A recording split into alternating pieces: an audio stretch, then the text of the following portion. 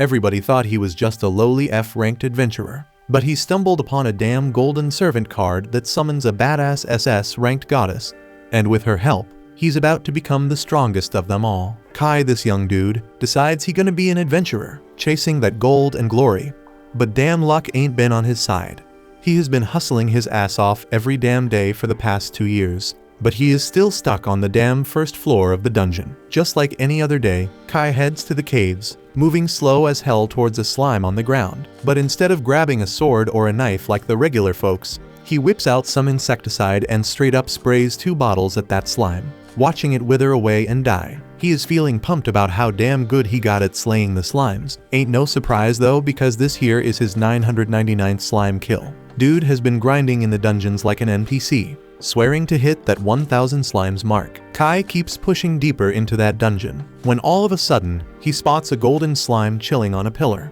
He getting all hyped about his luck finding such a rare spawn for his 1000th kill. But damn, this one ain't gonna be a piece of cake. As he tries to spray it with his bottle, that slime straight up jumps off the pillar, like it ain't no big deal. But Kai ain't letting that discourage him. So he grabs a new powerful spray gun filled with pesticide and blasts that slime, taking it down for good. He's celebrating his damn 1000th kill. Feeling like a champ, he can't wait to check his stats, thinking he is about to level up big time. But his level ain't changed, even though he just wasted a golden slime.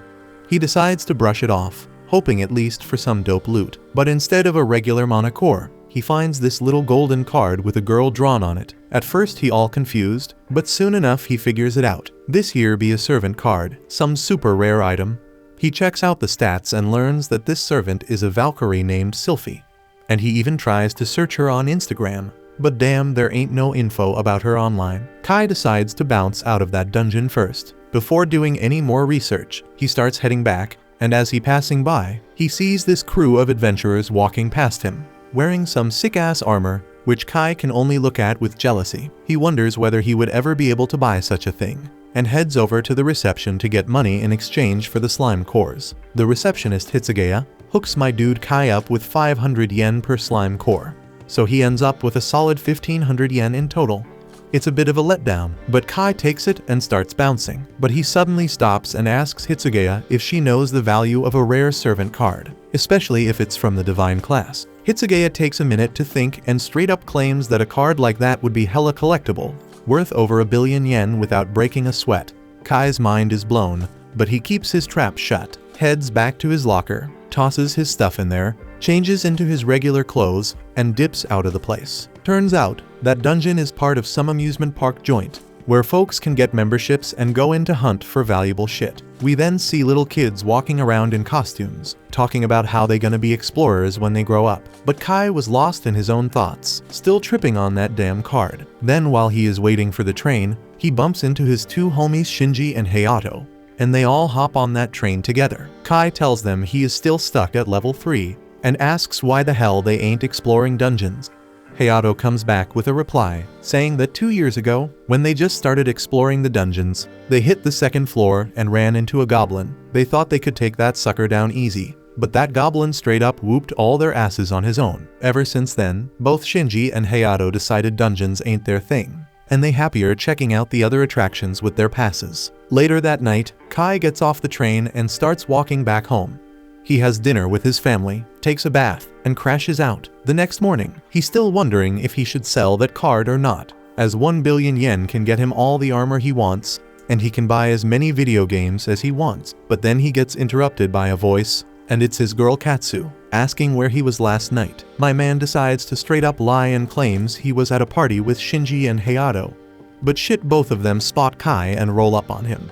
Kai quickly pulls them aside and begs them not to spill to Katsu about him going dungeon crawling yesterday, and they agree to keep it on the down low. But when Katsu asks them what they did at the party, they end up saying different shit like playing arcade games, doing karaoke, and going bowling. Katsu ain't no fool though. He peeped the lies and asks if Kai hit the dungeons once again. But my dude manages to lie through his teeth and barely escapes the heat. Later that day in school, my dude Kai hits up his friends and asks what they would do with a servant card. No hesitation, they straight up say they'd sell that shit because it's worth a lot, and you can't summon a servant outside the dungeons anyways. Kai starts thinking about whether he should cash in on the item, But when he heads to the dungeons later, he decides to keep it for himself. Homeboy wants to become one of the topest adventurers the world has ever seen. He lays low, making sure no cameras catch him, and whips out the card. He calls out Sylphie the Valkyrie to be his servant, ready to follow his every command. Then all of a sudden, that card starts glowing and a bright-ass light shoots out of it. Next thing you know, it transforms into a massive woman with wings on her back and 2 melons up front. She's on some otherworldly shit as she grabs Kai and straight up disappears. Kai's dumbfounded, trying to figure out what the hell just went down. Then he turns around and sees a little lowly in armor standing right next to him. He asks who she is, and wonders if any kids got lost here. But this mini girl hits him back, saying she's the Valkyrie Sylphie, his servant from now on. All of Kai's dreams of being a badass adventurer shatter in an instant. He drops to the floor, regretting the fact that he didn't sell that damn card. But he pulls himself together and gets back up. He tells Sylphie they gotta hunt some slimes.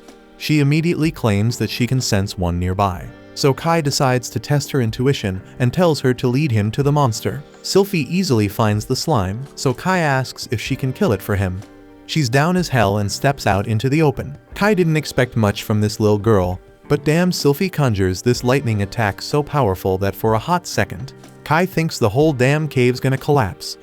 Kai walks up to her, asking if she's good, but she starts blushing and admits she's hungry as hell, needing some food.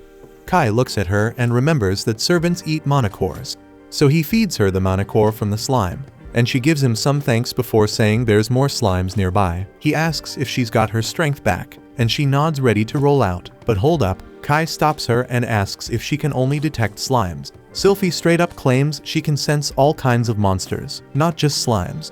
But after every battle, she gets hungry and needs to chow down on a manicore. Kai does the math and realizes this slime hunting gig ain't gonna cut it.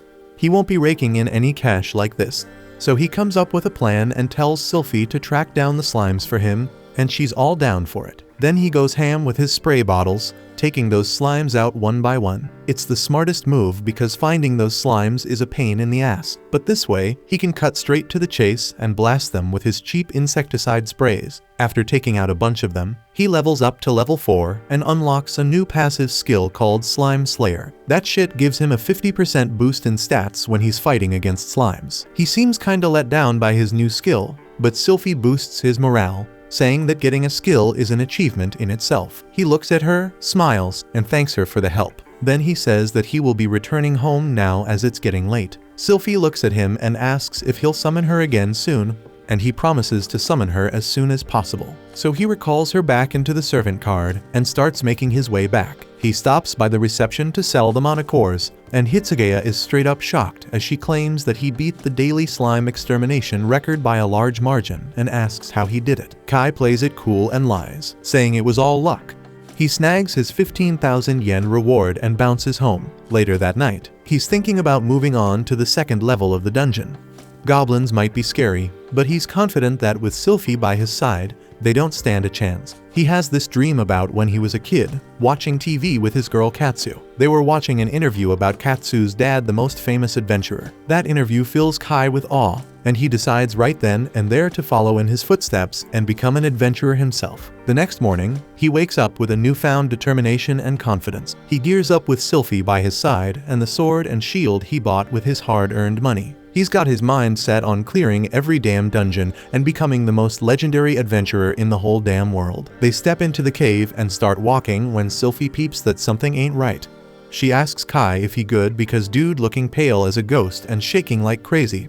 Kai is straight up scared of this cave but lies to Sylphie, talking about how he is just hella excited. But the moment Sylphie mentions she can sense a goblin nearby, Kai flips the switch and starts hauling ass.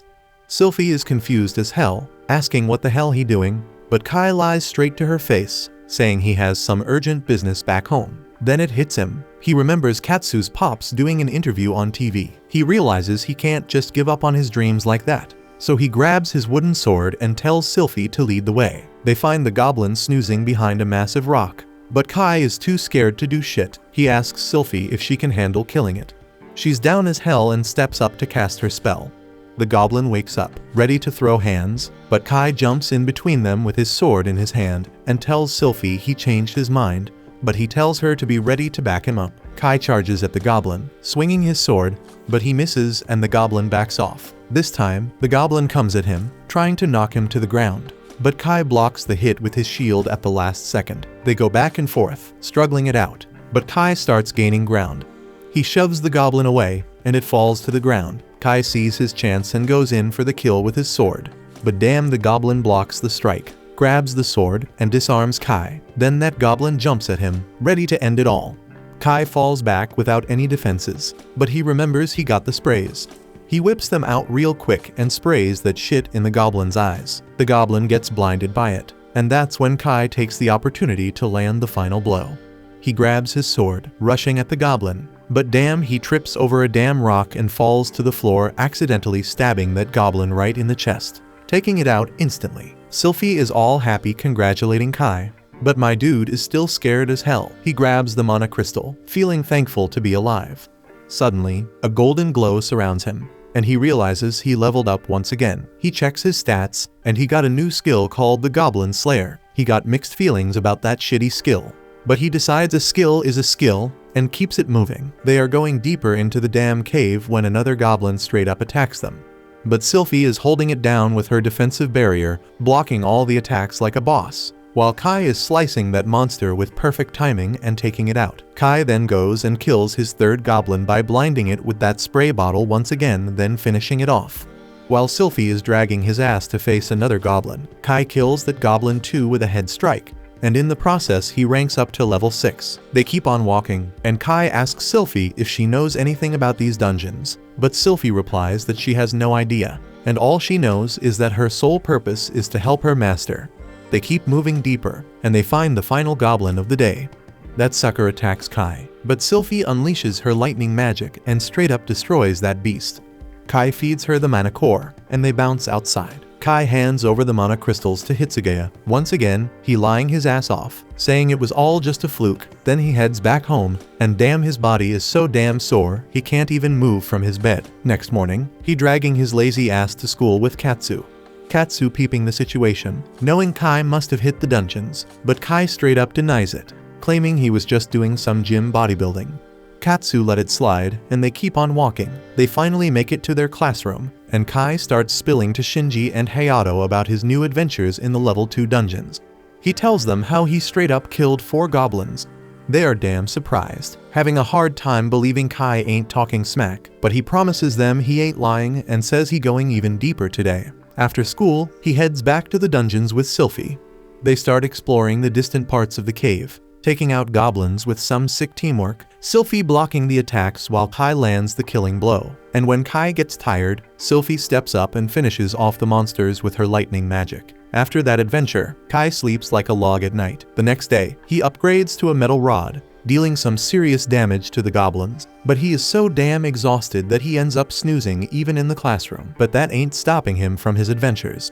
He is hitting the dungeon day after day, taking out goblins by any means necessary till he hits level 10, which is a major milestone for him. This time he unlocks a special skill called Divine Love, boosting his stats with every level up. The power of that boost be depending on how much love and care the divine goddess is showing him.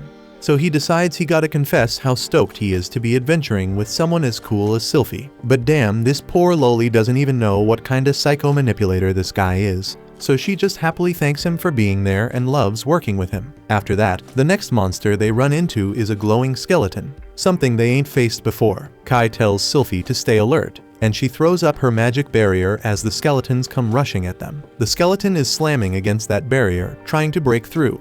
But before he can do that, Kai decides to attack. But damn, his attack is doing nothing because his weapons ain't strong enough for this rare spawn. So he asks Sylphie to handle it, and she starts chanting her spell and blasts that skeleton with a lightning bolt, killing it instantly. This time the mana core that drops is bright red. Kai is wondering if it is rare, but he feeds it to Sylphie anyway, and she claims it is tastier than usual. Later that day, when he takes his loot to Hitsugeya, he asks about the mana core from that glowing skeleton. She tells him it is a pretty rare drop and could fetch around 2 million yen, so Kai is crushed. He coulda have been a millionaire, but Sylphie done ate his money. Hitsugeya tells him not to worry though, because if he encountered it once, there's a good chance he'll come across it again. That night, he is thinking about the money he lost. but he decides it doesn't matter because he still leveled up like crazy. He starts wondering if he can move on to the 3rd floor now, but he knows on that floor, the enemies come in groups and can be way more dangerous. So he decides to keep that in mind and stay prepared. The next day, he tells Sylphie that he wants her to just watch for a while without doing anything else. She gets scared, thinking she did something wrong and apologizes. But Kai explains that he wants to go to the 3rd floor, but he's scared he'll rely too much on her to save his ass. So he wants to get stronger first. Sylphie seems relieved and wishes him good luck. And then out of nowhere, a damn goblin pops up from behind a rock. Kai confidently tells Sylphie to watch from the back as he handles it, but the plan backfires big time, and he ends up getting messed up real bad. He gotta buy potions from Hitsugeya, and that blows away all his damn savings. That night, he thinks about how he needs a bunch of mana cores to feed Sylphie and get better gear, so he decides to start from scratch and heads back to the 1st floor to kill as many slimes as possible, gaining skills, levels, and mana cores. After hustling his ass off in the dungeons alone for several days, he finally collects enough mana cores to feel confident moving on to the 3rd floor. But before they can leave the cave, Sylphie says she can sense a different kind of slime. And damn, she is right because Kai spots a silver slime nearby. He jumps into action, rushing that slime with his spray gun, but that sucker is fast and dodges away. But luckily Sylphie is right there ready to go. She unleashes her lightning magic and straight up kills that slime.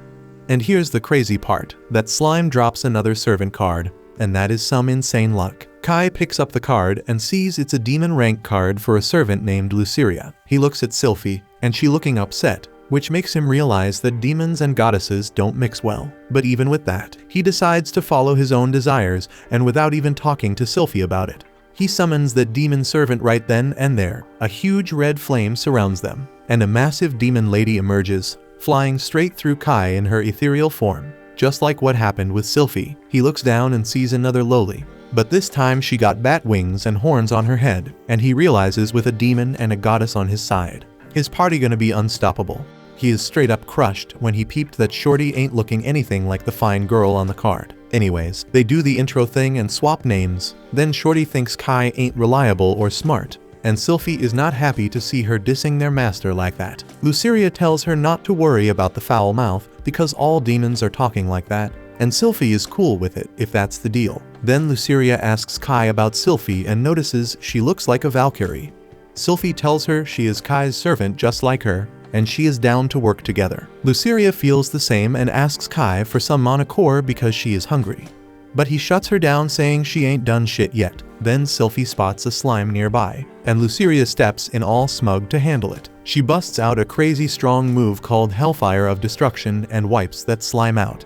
And Kai feeds her the core after she demands it. But one ain't enough for her, and she asks for more. Kai tells her he ain't got any, and she thinks he a cheap ass for it. Then he asks her to show off her other move called Corrosive Breath. Shorty ain't thrilled about working more because he ain't given her more magic cores, but he promises to give her some later. After that, she uses Corrosive Breath to take out a goblin, and that shit practically melts the poor thing. Then Sylphie and Kai can't even watch because it's too nasty.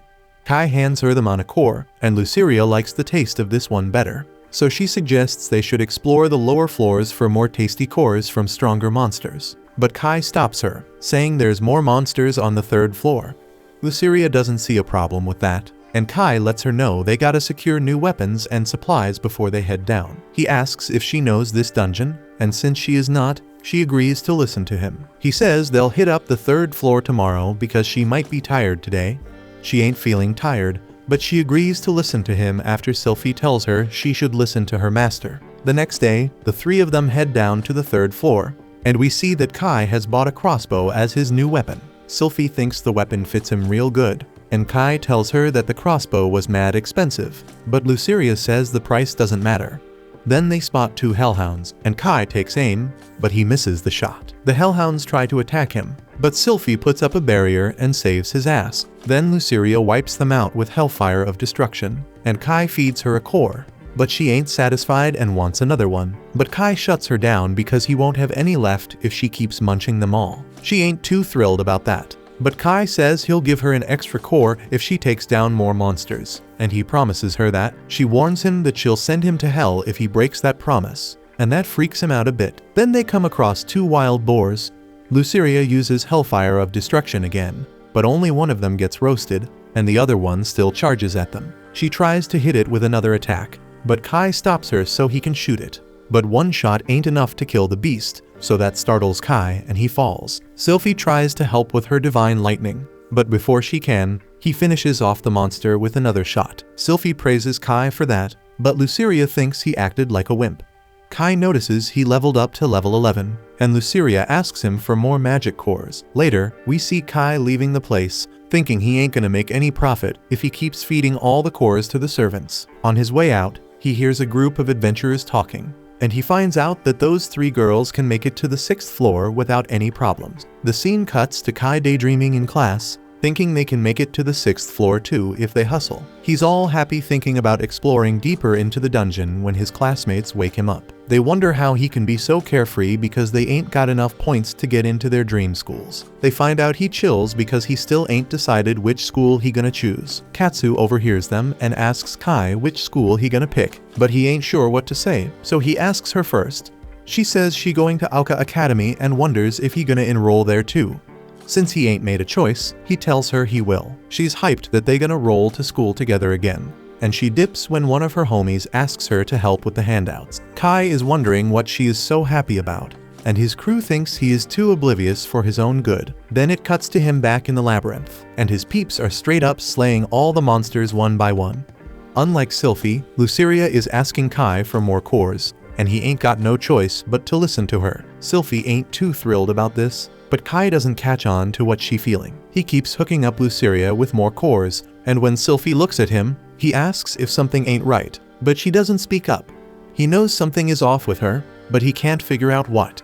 Then we see him back at his house. He notices his mom watching some drama on TV, and he sees a similar situation going down there like the one he dealing with now. Watching the drama, he figures Sylphie is probably anxious because of the new servant, and he's scared it gonna lead to a face-off between his 2 servants, just like in the drama. He thinks that would be messed up, and he wondering how he can fix this. The next morning, he runs into Katsu on his way to school, and she peeps that he looking hella tired. After chatting with him, she finds out he didn't get no sleep last night. She asks if he has some trouble and offers to help if she can. He tries to spill the truth, but he decides not to. And he tells her that his 2 friends done made friends with 2 girls who got totally different personalities, and the quiet one ain't feeling the one with the attitude. They all trying to figure out how to make them get along, and that kept him thinking all night. Katsu asks if he talked to the quiet girl about it, and she suggests he should ask the person directly. Afterwards, we see Kai only summon Sylphie in the dungeon this time, so she asks about Luceria. He tells her he wants the 2 of them to talk alone.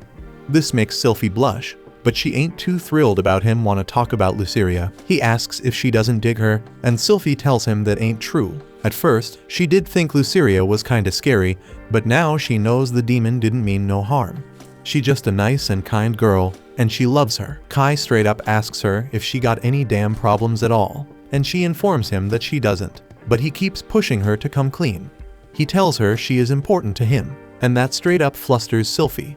So since he won't let it go, she finally spills and tells him there's one thing that's been on her mind. She explains that her master is way too nice to Luceria, and she wants him to treat her the same damn way. Kai looks all confused because he doesn't think he has been treating them differently. But Sylphie lets him know Luceria has been getting more cores recently. She mentions she used to be able to talk to him more before Luceria showed up, and she wants him to talk to her like they used to. Kai finally catches on that she's straight up jealous, so he agrees to give her as many cores as Luceria and talk to her more from now on. And Sylphie is hella happy to hear that. Later on, we peep Kai already starting to feed both girls the same damn number of cores. He's also giving props to Sylphie for her killer attack on the monster they just faced. Then Luceria wants him to praise her too, and he does it, and that makes her act all smug. The 3 of them then run into a wild boar, and Sylphie just straight up takes it out, leveling up in the process. Kai peeped that all her stats had shot up by a lot, so she's all happy about it, and Luceria congrats her too. Then they come across 3 hellhounds, and Sylphie wipes them all out with one damn attack. Kai is straight up surprised that she can take out 3 of them at once now. Then they go up against another wild boar, and Sylphie defends everyone with a barrier. Kai notices that her barriers are also more durable now. Then Luceria tries to attack the boar, but Kai shuts her down and handles it on his own. He feeds Sylphie some more cores, and Luceria ain't too happy she ain't get to do nothing. Sylphie then asks him something in a soft voice, but he can't hear her. He asks her to speak up, and she embarrassingly asks him to give her some more cores. Later on, he realizes that leveling up also made her appetite bigger than before. Then he trades his cores for cash, Hitsugeya peeping that he has been bringing fewer cores lately, and he ain't too thrilled about it. The next day, we peep him straight up slaying slimes on the first level of the dungeon. Turns out he done killed 25 of them already. Sylphie giving him props for that, but Luceria ain't happy because she ain't getting to throw down. Kai tells her he can't be saving up them mana cores if she fighting alongside him. She wonders why he summoned her if that's the case, but Sylphie tells her she is just happy to be supporting her master like this. Kai appreciates their support, and that makes Luceria happy too. But she ain't being too honest with her feelings, so she quietly says she gonna keep supporting him. After that, he sells the slime cores, and Hitsugeya asks him if something is wrong with him, because he has been only bringing slime cores lately. Kai says he just felt like going back to the first floor for a bit. Hitsugeya can't wrap her head around that, because he should be ready for the 4th floor by now. Then we see Kaido hitting up the internet looking for some sick gear. He might be physically ready for the 4th floor, but his equipment ain't up to the task. He thinking about getting fresh armor, and he found a dope suit made of carbon monotubes, but that shit hella expensive and outta his budget. So he realizes he gotta make some more cash. The scene switches back to him in the dungeon. He comes across a blue metallic slime, and he thinks that this must be thanks to his god-blessing skill, so he expects to get a servant card as a drop. Then Luceria and Sylphie surround the slime, and the two of them straight up attack it together. That slime ain't standing a chance after that. But Kai noticed it drop a magic orb instead of a servant card. He explains that using this orb, he can master a spell and become a wizard, so he smacks it on the ground to use it. That gives him a new skill called Water Ball, and he is hella excited to try it out. And he spots a hellhound to test it on. He straight up tells Sylphie to throw up her barrier and defend all of them. Then he orders Luceria to take out the monster if he misses. Sylphie puts up the barrier, and he hits the hellhound with the water ball, but that shit doesn't do any damage to the monster. So Luceria steps in and wipes it out before it can attack them. Kai feels all disappointed seeing how useless his magic is. Sylphie trying to lift his spirits, saying it's still damn amazing that he can even use magic. Luceria chimes in, saying at least he won't have to worry about drinking water anymore. But Kai thinks he should have just sold the magic orb instead. At night, we peep a downcast Kai chilling in the park, and Katsu rolls up on him. She asks what he doing there at this hour, and he almost spills about his new magic skill, but he switches it up and starts talking about some whack movie that just dropped and how it was a letdown when he and his homie went to peep it. They head home together, and Kai finds out Katsu is coming from her cram school just now. He thanked her for the advice she gave him the other day because it helped him solve his problem. She wonders if the situation was about him instead of his friends, but he tells her it wasn't, and she bounces to her house. Kai starts thinking if she was pissed at him just now, and we see that Katsu has noticed that he's hiding something. Kai wonders if she is jealous like Sylphie, and even though he is right, he thinks this can't be possible. The next day, Kai heads back to the dungeon to work on his water ball spell. He starts off slow, shooting a water ball at the wall, but it ain't doing much except getting the wall wet. Kai is already tired as hell from just one spell, but he keeps training. On his second try, he blasts that water ball as fast as he can, and both he and Sylphie are stoked about it. But Luceria ain't impressed, because after just 2 water balls, Kai is completely drained and collapses on the ground. He heads back home and knocks out as soon as he hits the bed. In his dreams, Kai remembers watching Katsu's dad on TV when he was a kid, and how that made him dream of being an adventurer like him. All motivated by that dream, he hits the dungeon the next day and starts hustling on his water ball strikes again. He's gotten hella faster today and shoots a bunch of water balls at the dungeon walls. But eventually, he runs out of mana. He takes a quick break to catch his breath, but as soon as he's feeling better, he jumps right back into training. This time, he starts playing around with the shape of the water ball and turns it into a cube. He's thrilled with the success and keeps experimenting, giving different shapes to the water ball. But then he gets worn out real quick and falls on his back. As he's mindlessly walking out of the dungeon, he trips and falls right into the arms of another adventurer. He quickly gets up and apologizes, but this mature hot adventurer asks if he's alright. Kai says that he is good and leaves, but this mommy's concerned because he ain't looking too well. Her crew though, they're impressed by his hustle and heads into the dungeon. Later, Kai is knocking out in class, and when the teacher wakes him up, he straight up shouts that he's gonna give it his all in training today, and the whole class starts cracking up. During break, his friends come up to him and ask what he was talking about with the training stuff. Kai tells them he's practicing a crucial skill for his dungeon success, but just then Katsu shows up. She asks if he's training for the dungeon, but Kai switches it up and says he's talking about dance practice. Katsu's relieved and tells him not to overdo it. Then she says she wants to see his dance performance someday and leaving Kai and the boys alone. The next day, Kai heads back to the dungeon for some real combat action with his water ball. He shoots a goblin with it, but instead of popping like usual, the water ball stays solid and clogs up all the goblin's airways, suffocating the poor sucker to death. Sylphie and Luceria give him props for it, but then Kai realizes that he ain't getting any more experience points from the monsters on the 3rd floor. That means it's time for them to level up and head down to the 4th floor. Kai figures he needs some dope gear if he's gonna tackle the 4th floor, so he decides to finally cop something that's been on his wish list for a while. The next day, he rolls up wearing a tight-ass bodysuit. Sylphie thinks he's rocking it, but Luceria straight up shatters his ego by calling him lame. Kai tells her the suit is high-end and pricey because it's made of carbon nanotubes that protect him from mad damage while still being thin and light. He explains how the suit's got top-notch defense against arrows and other piercing attacks, and he's got a magic amplifying bracelet that'll make even his weak spells hit a bit harder. But he hasn't tested it out yet because there ain't no option for that. Kai starts showing off other stuff he bought, like a potion, but Luceria drags Sylphie away because she's bored with Kai's display.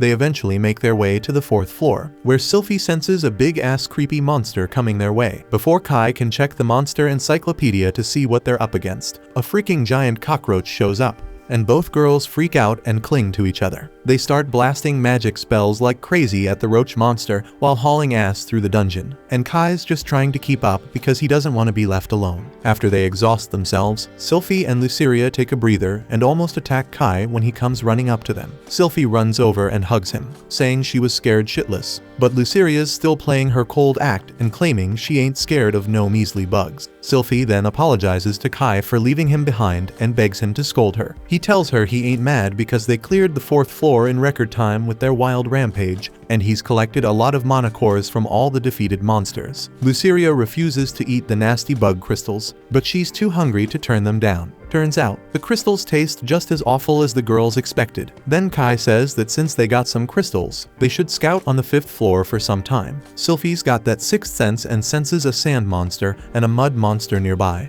Kai takes aim with his crossbow, but his first arrow misses, and the second one goes right through the sand monster, who immediately retaliates and attacks him. Kai shouts out Sylphie's name, and she's quick on her feet, throwing up a barrier to protect him. Kai figures these two monsters are immune to physical attacks, so he turns to Luceria for backup, and she straight up obliterates them with her fiery attack. Kai asks if she needs to recharge her mana with the nasty crystals, but neither Luceria nor Sylphie want to touch that disgusting stuff. They keep exploring the 5th floor, but it seems like there ain't no more monsters nearby. Just then, Sylphie spots something weird on a wall, but Kai ain't seeing anything special about it. Sylphie decides to go all out and blast a hole in the wall with her lightning attack, and damn, it opens up a secret passageway. They start heading in, and Kai warns the girls to watch out for any traps. But just as he was saying this, Luceria tells him that it's too late for the warning. She steps right on a trap trigger, and an arrow gets shot out. But instead of hitting Luceria, it nails Kai, and he's on the ground writhing in pain. His crew's all worried, but thankfully, his bodysuit protects him from any serious damage, so he bounces back in a few minutes. They keep moving forward,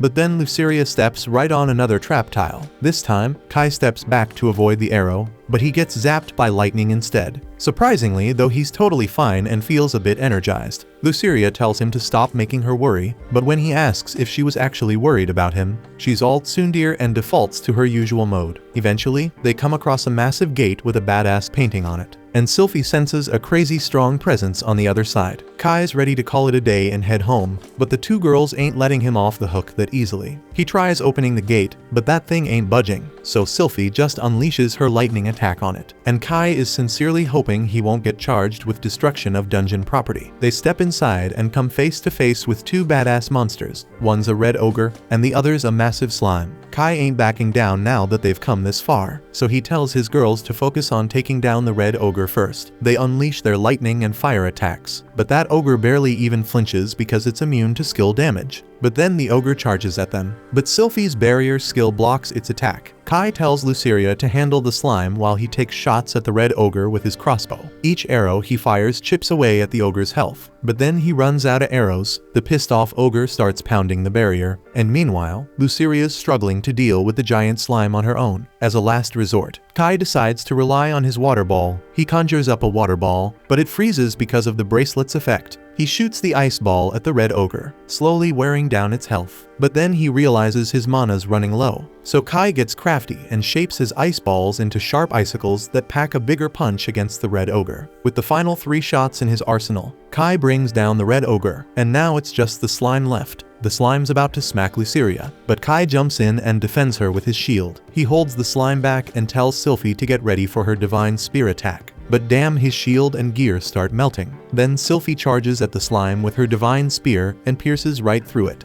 But even then though, it doesn't do much damage to the monster. Kai's ready to throw in the towel, but then he remembers his hero and charges forward, dodging the slime's attacks. And then he pulls out his trusty bug spray because giant or not, that monster is still a slime. The slime's health keeps dropping, and Sylphie protects Kai with her magic barrier. Kai runs out of the first 2 bottles, so he digs into his bag and whips out 2 extra strong bug sprays. He unleashes them all on the slime, and finally, the slime's health hits 0 and it bites the dust. The girls all excitedly hug Kai, but they end up hurting his injured shoulder. No worries though, because he fixes it up by chugging a health potion. Right after that, Luceria levels up, and then Kai checks out his stats to find that he's also leveled up a whole lot too. He wastes no time and starts gathering mana cores. He stumbles upon the red core of the ogre, which he knows will fetch a pretty penny. When he goes looking for the slime's core, instead he comes across a rare grade magic sword, but the thing looks more like a steak knife than a magic sword. Later on, Kai takes the red ogre's mana core to Hitsugaya, who's all curious about where he found it. He tells her about the hidden dungeon on the 5th floor and how he kicked the boss's ass. Hitsugaya says they gotta check that dungeon out fast, and lets Kai in on the fact that the red mana core is worth a whole lot of cash. Kai is stoked to hear that news, and with another good news, Hitsugaya invites him to join an event next week where they'll be taking on the 7th floor as a group. The following week, Kai heads to the event and bumps into the 3 girls from the other day. Their leader, Eri, introduces herself, and the pink cat girl goes by Miko, while the last one is Hikari. Kai introduces himself, and he finds out that they all will be on the same team. Meanwhile, Katsu has this dream about the past, where she sees her dad heading off to the dungeon. She asks him to come back as soon as he can, and he promises her that he will come home early so they can have dinner together. He then heads out, and that's when Katsu wakes up. She decides to go to her friend's place to study. As she steps out of the house, she starts wondering if Kai is busy with dance practice or muscle training today. We then cut to the scene where all the event participants are lining up to get teleported. Kai's crew is holding hands, standing in the teleport circle, and then boom, they're on the 6th floor. Kai is super relieved they arrived safely. He tells the others that it's only his 2nd time using the gate, so he was pretty nervous. He explains the first time he used it was when he traveled from the 6th floor to the ground yesterday. He finds out that it's the same for them, and they are nervous as well. They soon come across a staff member who guides them to the stairs leading to the 7th floor. The staff member informs them that today's event is scheduled to last for 3 hours. As they near the stairs, they notice a convenience store. Eri asks Kai if he wants to buy anything, so Kai thinks it's super convenient to have a store in the dungeon and decides to grab some refills for his pesticide spray. His teammates notice he's carrying a lot of luggage, but Kai thinks it's strange that they're traveling so light, and they explain it's because they have magic bags. Kai is shocked because magic bags cost as much as a mansion. They tell him their parents bought the bags for them, and Kai realizes that they all come from wealthy families. Eri then asks Kai if he's got the proper equipment with him. Embarrassed, he admits that he started with small things and is slowly working his way up, buying everything with the money he made from selling magic cores. Miko points out that he's only wearing a tight suit, and Hikari scolds her, saying it's not nice to be so blunt. They all then gear up and head to the 7th floor. As they explore the floor, they talk and Kai finds out that mostly golem-type monsters appear on this level. Hearing this, he realizes that his teammates must have done some recon on this floor, so they explain that scouting the area is essential for winning any game. Kai agrees but also knows that this is much more serious than just a game. Suddenly, they notice some shadows approaching them and quickly put up their guard. However, they soon realize that it's only the staff members who are cleaning the dungeon. The staff members tell them to do their best in the event and then move on. Kai tells everyone that he is at level 16 and wonders what levels they are at. Eri responds, "I'm at level 18, and Hikari and Miko both say they are at level 15. Miko also mentions that Hikari has an MP of 75, which surprises Kai since he only has half of that, so he thinks she is amazing. They then come across a stone golem. Eri orders Hikari to get ready to use her magic and tells Miko to protect Hikari while she fights the golem. Kai asks what he should do, and Eri tells him to watch her back.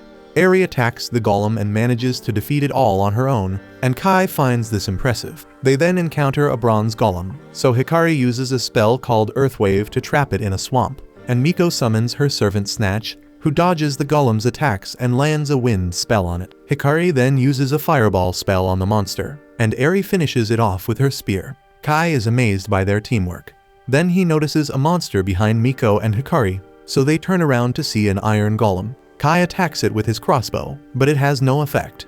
Eri stops the monster from attacking Miko and Hikari, but the golem's skin is too tough for her attack to deal any real damage. Hikari uses her fireball on the monster, and Miko attacks it with Snatch, but neither of their attacks have any effect, and the monster injures Snatch. Seeing this, Kai thinks he needs to summon either Sylphie or Luceria, but he drops the plate knife from his bag and remembers reading about this magic sword online. He learned that it can deal whatever damage the user imagines, so Kai decides he needs to imagine himself defeating the monster. He tells Hikari to use Earthwave to trap the monster. She does, and the monster is stuck. He then asks Eri to distract the monster, and she launches a barrage of attacks. Kai then attacks the monster from behind with the magic sword, imagining it blowing up, and the monster actually explodes. And the others notice that Kai has the magic sword Baltzard with him. Later, they are sitting in a cafe discussing their dungeon exploration. They talk about Kai's sword, and Kai explains that he got it as a drop item the other day and is glad it worked since it was his first time using it. Kai asks Miko how Snatch is doing and is relieved to hear that he's alright. Kai mentions that it was his first time seeing a carbuncle and that he's never even seen one in a video before. Miko explains that servants can't be captured on camera, and Eri asks Kai if he has ever seen any of them on video. Kai realizes he hasn't, which explains why the guild officials never asked him about Sylphie and Luceria. He wonders if they are the only ones who know about Snatch. Miko clarifies that she picked Snatch up from an auction and registered him with the guild, so everyone knows about him. Miko suggests they should all put matching keychains on their magic pouches to commemorate participating in the event, and everyone agrees. Afterward, Eri asks Kai to join their party as a permanent member, explaining that there are transfer gates on every 5 floors, and their current goal is to reach the transfer gate on the 11th floor. Kai likes the idea, but insists that he's just an ordinary explorer and not as special as they are. They reassure him, saying they feel safer with him around. They ask if he has anyone else in mind for a party, reminding Kai of Sylphie and Luceria. Kai worries that if they find out he is bringing 2 little girls into the dungeon, he might get reported. He asks for some time to consider it. Miko wonders if he dislikes their party, but he assures her he needs to consult someone first and will give them an answer later. They understand, and Eri asks him to contact her once he's decided.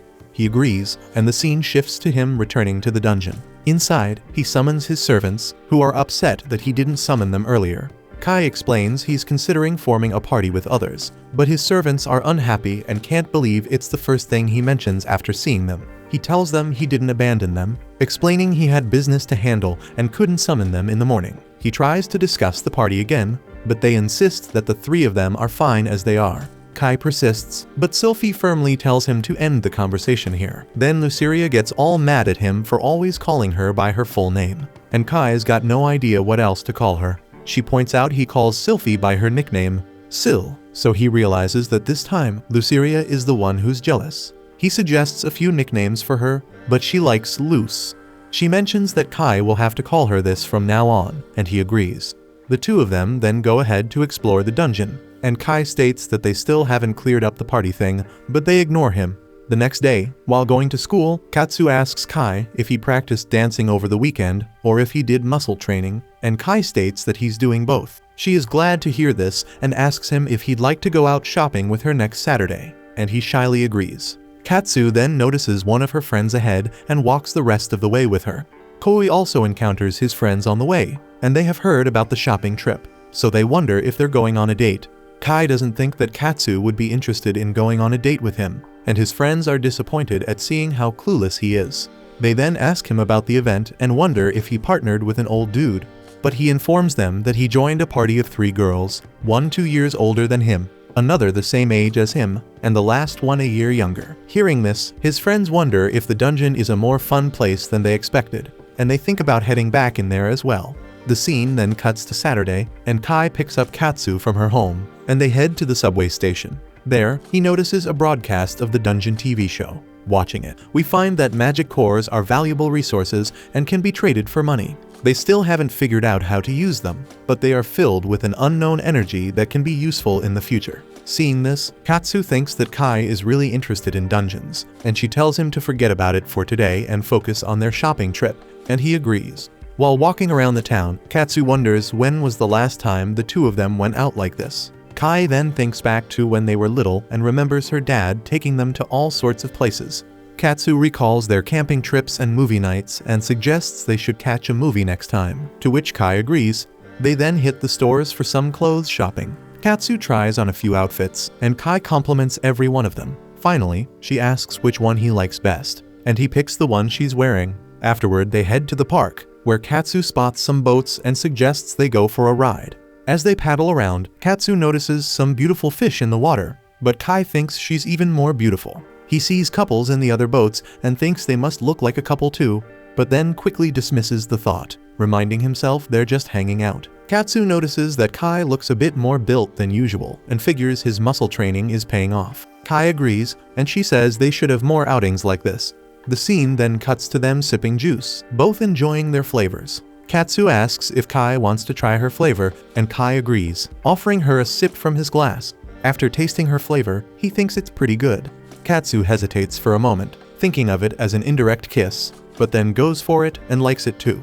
They head to the subway station and spot an advertisement about the dungeon. Katsu then sees a dad holding his daughter and tells Kai she wants to visit another place. She leads him to the dungeon theme park, and he wonders if she wants to go inside since the parade and fireworks are about to start. But she just asks if the dungeon building is inside the park, explaining that's where her dad is. We learn she had been dreaming about the last time she saw her dad, who promised to have dinner with her but never came home, and she questions why he even goes into the dungeon. Then she tells Kai that she had a great time today and suggests that they head home now. Kai knows she's worried about her dad, but he is determined to prove that he can be a hero just like her dad. The next time Kai rolls into the dungeon, he starts mixing up his different abilities. He coats his magic sword Baltzard with Water Ball, and even though Luceria's skeptical, it turns out to be a win, and by using it, Kai takes down a stone golem in one hit. He's pumped and Sylphie claps for him, telling Luceria their master's getting stronger real quick. Luceria fires back, saying it's gotta be because of a woman, which throws Kai off. He asks why she thinks that, and she says it's just her gut feeling. Seeing him all nervous and guilty, Sylphie asks if the reason he wanted to join a party the other day was also because of a woman. Kai doesn't know what to say at first, but ends up confessing that a party of 3 girls invited him. Sylphie feels a bit insecure hearing this, but Luceria thinks he doesn't want to waste any more mana cores on them. She's about to go off on him for treating them like that. But when Kai promises to keep feeding them mana cores, Luceria forgives him easily. Kai says he's not joining the party, but Sylphie suddenly tells him to go for it. She says if her master decides to join another party, she wants to support him, and Luceria agrees as long as she gets her mana cores. Sylphie then asks Kai to at least explain why he wants to party with someone else. He replies that he wants to grow stronger by fighting alongside other humans. Otherwise, he'll never catch up to Sylphie and Luceria. The girls are cool with his reasons, and Kai promises he'll only party with Aries' team on weekends so they can still hang out on other days. At night, Kai realizes getting permission from an angel and a devil was easier than calling a girl. He's staring at the phone, too embarrassed to call Aries and tell her he agreed to join the team, but suddenly Katsu calls him. He picks up, panicking, and Katsu says she just wants to chat for no particular reason. Kai is happy to help but first asks if she knows any ways to reduce nervousness. She asks why, and Kai uses his friends as the excuse, saying they want to call a girl but are too nervous about it. Katsu starts sharing this story about Tishi was too nervous to play piano on stage. Her old man literally pasted a smile on her face, and that did wonders for her nerves. Kai says he'll give it a shot, and then Katsu wishes him good night and hangs up. Kai's left wondering what she wanted to talk about in the first place, but doesn't think much of it, and he calls Eri, who's practicing hard at her family's dojo. She's been waiting for his call and hits him up about joining their crew. Kai agrees, but he can only swing by on weekends, and Eri says that's perfect since they only hit the dungeon on weekends. Next Saturday, Kai links up with the crew and dives back into the dungeon on the 7th floor. Then a gang of stone golems rolls up looking for a rumble, so Kai steps up, telling Hikari and Miko to back him up. Hikari drops some ground magic to pin down a couple of golems, while Miko brings out her sidekick Snatch to keep the third one busy. Kai seizes the moment, powers up his magic sword with Water Ball, morphing it into an ice sword, and drops a golem with one swing. Another golem tries to attack, but Kai dodges and takes it out in one hit too. Meanwhile, Miko's servant slices up a golem with wind blades, and Eri takes down another. The girls are curious about when Kai learned magic, and why his water ball looks like a sword. He says he only knows one water spell and has been experimenting. Eri says his ice blade and command skills were impressive, and she can't believe it's his first time fighting in a group. So to dodge more questions, Kai compliments Eri's weapon skills, and she says she's been practicing since she was a kid. Suddenly, Kai's stomach roars, and he asks for a lunch break.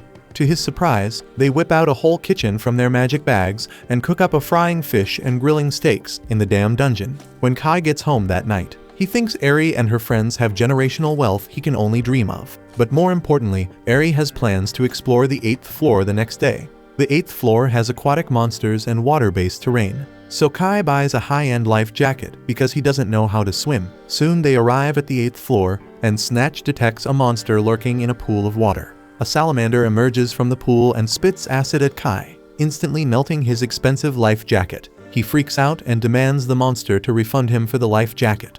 But it spits more acid at him, and he can only dodge it. Just then, Miko takes it down with the crossbow Kai lent her since he wasn't going to use it anymore. He asks if she has practiced before, and she replies that she just held a crossbow for the first time in her life, but managed to get a headshot on her first try. Soon after that, they encounter more water-themed monsters and spend most of their time running away. Then a squid monster flings Kai into a pond, and he flails around because he can't swim. Eri tells him to stop being a wimp because the water is not deep at all. While he deals with his embarrassment, Hikari has already roasted the squid. Next, they face some flying tuna monsters that leap out of the water to attack them. Kai attacks them with his mana gun while the girls use their weapons to thin out the fish monsters.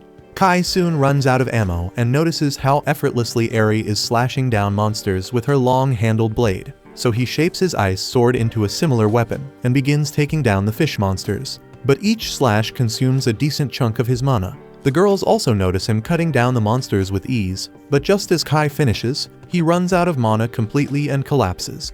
When he wakes up, he finds himself in Eri's lap and gets up quickly, apologizing for the trouble and assuring her that he is fine. To his surprise, his MP is full, and Eri reveals that she gave him a mana potion while he was unconscious. Kai says that it must have been expensive, but she tells him not to worry because they are party members. Eri then brings up his fighting style, and he replies that he based it on her style. Before they can discuss it further, Snatch warns everyone about a very powerful monster. Everyone is on guard, and then a huge dinosaur monster emerges from the water. Kai panics, saying that dinosaurs are high-level monsters found only on deeper floors. Kai and the girls try to run away, but the dinosaurs follows them. Due to its immense weight, the floor crumbles, blocking their exit. Realizing they got no way out, Kai tells everyone they gotta fight to survive. He tells Miko and Hikari to hit the dinosaurs from a distance and asks Eri to attack while he distracts it. Hikari's earth magic and Snatch's wind blades ain't doing shit, and even though Kai stabs it with his ice blade, it barely scratches the damn thing. The dinosaurs gets pissed and goes after Kai, making him run, and this gives Eri the perfect chance to strike. So she jumps on the dino's head and stabs it with her spear, but it ain't enough. Then the monster throws her off, and as Kai checks on Eri, she mutters about becoming a hero, but passes out reaching for her weapon. Kai thinks about calling Sylphie and Luceria, but decides that it wouldn't be the best idea to reveal them to others. Then he sees the monster going for Hikari and Miko and realizes he can't hesitate. He pulls out the servant cards and summons his girls. Then a wild storm of divine and demonic energy whips up before Sylphie and Luceria appear, leaving everyone in awe. Even Eri opens her eyes just in time to see Sylphie and Luceria show up. Kai apologizes for calling them on short notice and asks them to take down the dinosaurs. They use their lightning and fire attacks and bring down the dinosaurs in seconds. Once the fight is done, Sylphie runs to Kai asking if he's hurt.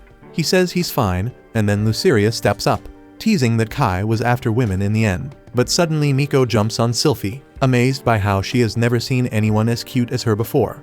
She asks if Sylphie is a real angel, while Hikari thanks Luceria for saving them and fawns over the cute demon Loli. Luceria tries to stay cold, but can't resist Hikari's emotional pleading look to hug her, so Luceria lets her get close. Even Eri is charmed by their cuteness, but she holds back herself and asks Kai if these girls are his servants, and he confirms that they are. Later they get out of the dungeon, and Hikari's parents come to pick her and Miko up. Once they're alone, Kai remembers Eri trying to get back in the fight even after getting knocked out, saying she wants to be a hero. He asks if they can talk about it, and finds out her dad inspired her to be a hero who takes on big challenges and saves everyone. So Kai thinks he and Eri are the same. After that, she invites him to an open campus event at her university the next weekend. Kai talks about it to his friends because Eri goes to a prestigious school. They tell him to invite Katsu instead of them since she's interested in that university too, and they can call it their second date. Kai panics hearing that, but Katsu hears her name and brings her friend along, asking if they were talking about her behind her back. Kai tries to deny it, but his friends push him ahead. He uses the nervousness removal technique before telling Katsu about the open campus event. Turns out Katsu was already planning to go and wanted Kai to be with her from the start. The next weekend, she wears the dress Kai picked for her on their previous date to the open campus event. When Kai sees Katsu, he can't help but think she looks cute. They then head off to Aoka Academy, and the next thing you know, they're on the train. Kai is sitting a little too far from Katsu, but quickly moves closer when she tells him to. She then thanks him for inviting her to the open campus, but Kai, trying to play it cool, says it's no big deal since he was planning to go anyway. Katsu mentions that she enjoys it more with the two of them together, and Kai can't help but agree. For a moment, it feels like a date, but he quickly reels it in and reminds himself that they're just checking out the academy. Katsu, buzzing with excitement, talks about how eager she is to see Aoka Academy. It turns out Shinji and Hayato are also on the train, equally excited. Kai, a bit surprised, asks why they're tagging along since their plans involve different schools. They casually explain that they just wanted to experience an open campus themselves, reassuring him they have no intention of playing third wheel between the two of them. But Kai brushes off their remarks, focusing on Katsu instead. As they continue the ride, Kai spots a poster about the dungeon on the train, and Katsu then notices his interest and asks if he's bummed about missing out on the dungeon. With a smooth move, he tells her that going to the open campus with her is way better than any dungeon. So Katsu smiles and suggests they forget about the dungeon for today. And soon after, they arrive at Aoka Academy. The grand campus immediately impresses them, and one glance is enough to tell this is where the elite gather. Katsu suggests heading to the reception, and on the way, they pass by some beautiful cherry blossom trees. Katsu imagines the two of them walking together under these cherry blossoms next spring, and Kai can't help but picture the same. Lost in his daydreams, Kai starts to drift off, but Katsu quickly snaps him back to reality. Realizing he's getting ahead of himself, Kai resolves to focus on studying hard and passing the exams to make his dream come true. He reminds himself that even if they both get into the academy, they'd just be classmates, and with that, he pushes his fantasies aside. After arriving at the reception, Kai spots Eri, who seems eager to get to know him better. She casually wonders if he's brought his friends along, but before Kai can even finish introducing them, his friends, suddenly energized by the sight of a beautiful girl, jump in to introduce themselves with an air of dignity they rarely show. Eri then asks if the girl with him is his girlfriend, but Kai quickly clarifies that Katsu is just his childhood friend and neighbor. Eri tells them to explore the campus on their own for a bit and mentions that she'll give them a proper tour once she's free from her duties. As they leave, Eri feels oddly relieved that Katsu isn't Kai's girlfriend, though she's not quite sure why. As they wander through the academy building, Katsu, ever curious, asks Kai how he and Eri met. Kai explains that they crossed paths in the dungeon, and the temperature seems to drop as Katsu shoots him a cold look.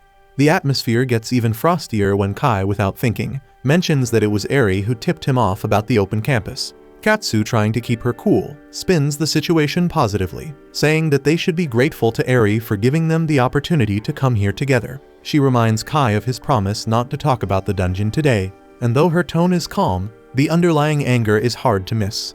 Sensing the tension, Kai's friends quickly pull him aside away from Katsu. They ask if Eri is the person he mentioned when he talked about forming a party, and when he confirms it, they can't help but feel a pang of envy, regretting that they gave up on being explorers.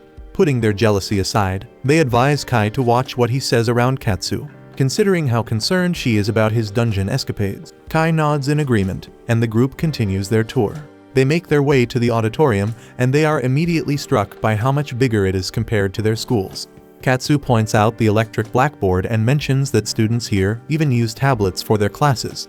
Impressed, they also notice the sheer number of clubs available at the academy. Kai spots an Eid nearby and, being the dungeon geek he is, starts to compare it to what they have in the dungeons. But his friends quickly shut him down. After checking out a few more spots, they head to the garden. The peaceful atmosphere wins them over, and Kai's friends start to think that this academy is pretty amazing. It's too bad their grades aren't good enough to get in. But Kai the optimist says he'll just have to study harder if he wants to make it here. His friends though are more concerned about how he'll afford the tuition. Kai starts to mention earning money through dungeon exploring, but catches himself since Katsu is there, and instead says he'll get a part-time job. The four of them take a moment to relax, and Katsu casually mentions how nice it would be to take breaks like this together between classes.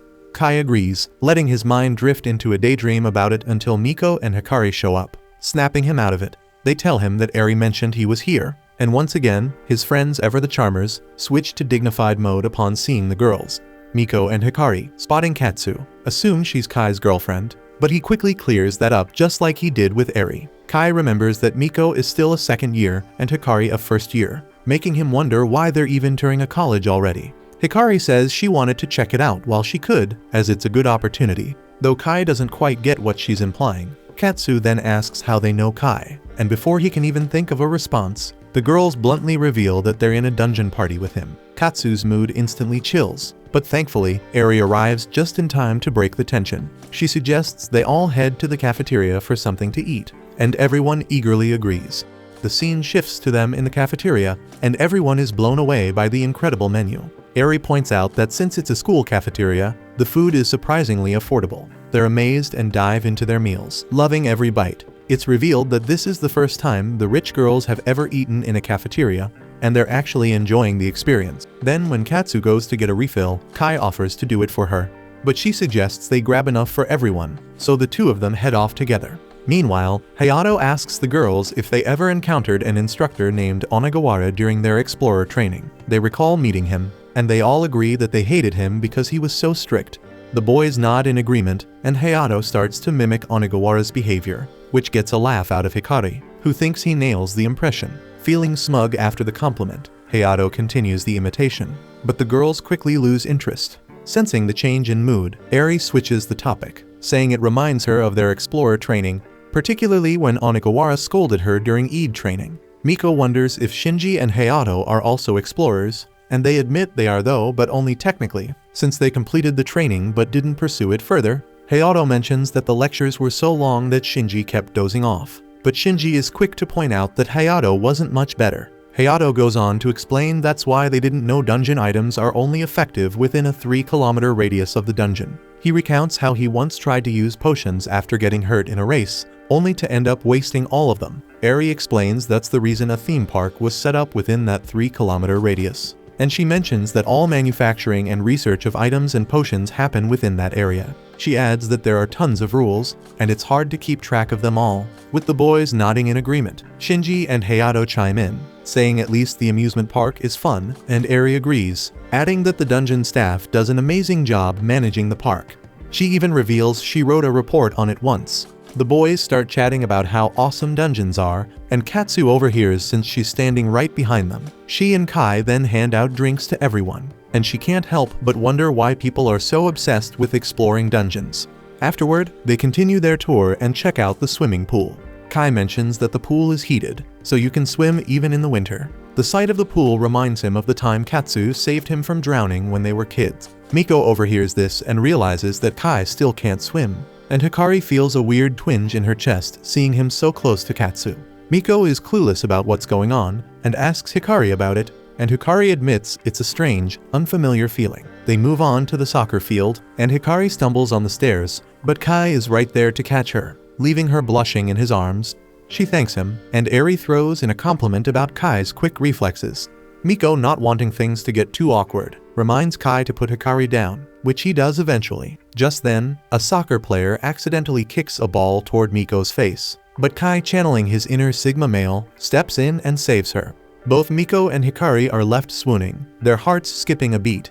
Even Kai's friends can't help but think he's pretty cool, and Eri suggests they head to the dojo next. At the dojo, Eri has a moment of self-reflection, wondering why she invited them there when it wasn't part of the plan. But it's clear she just wants to impress Kai, so she shows off her skills with a spear, and after she finishes, everyone applauds, showering her with compliments.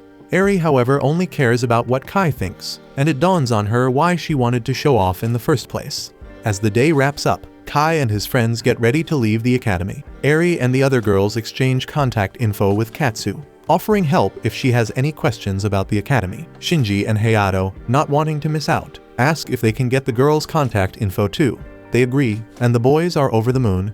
Kai and his friends thank Eri for the tour, and they head out, leaving with a lot more than just memories of the campus.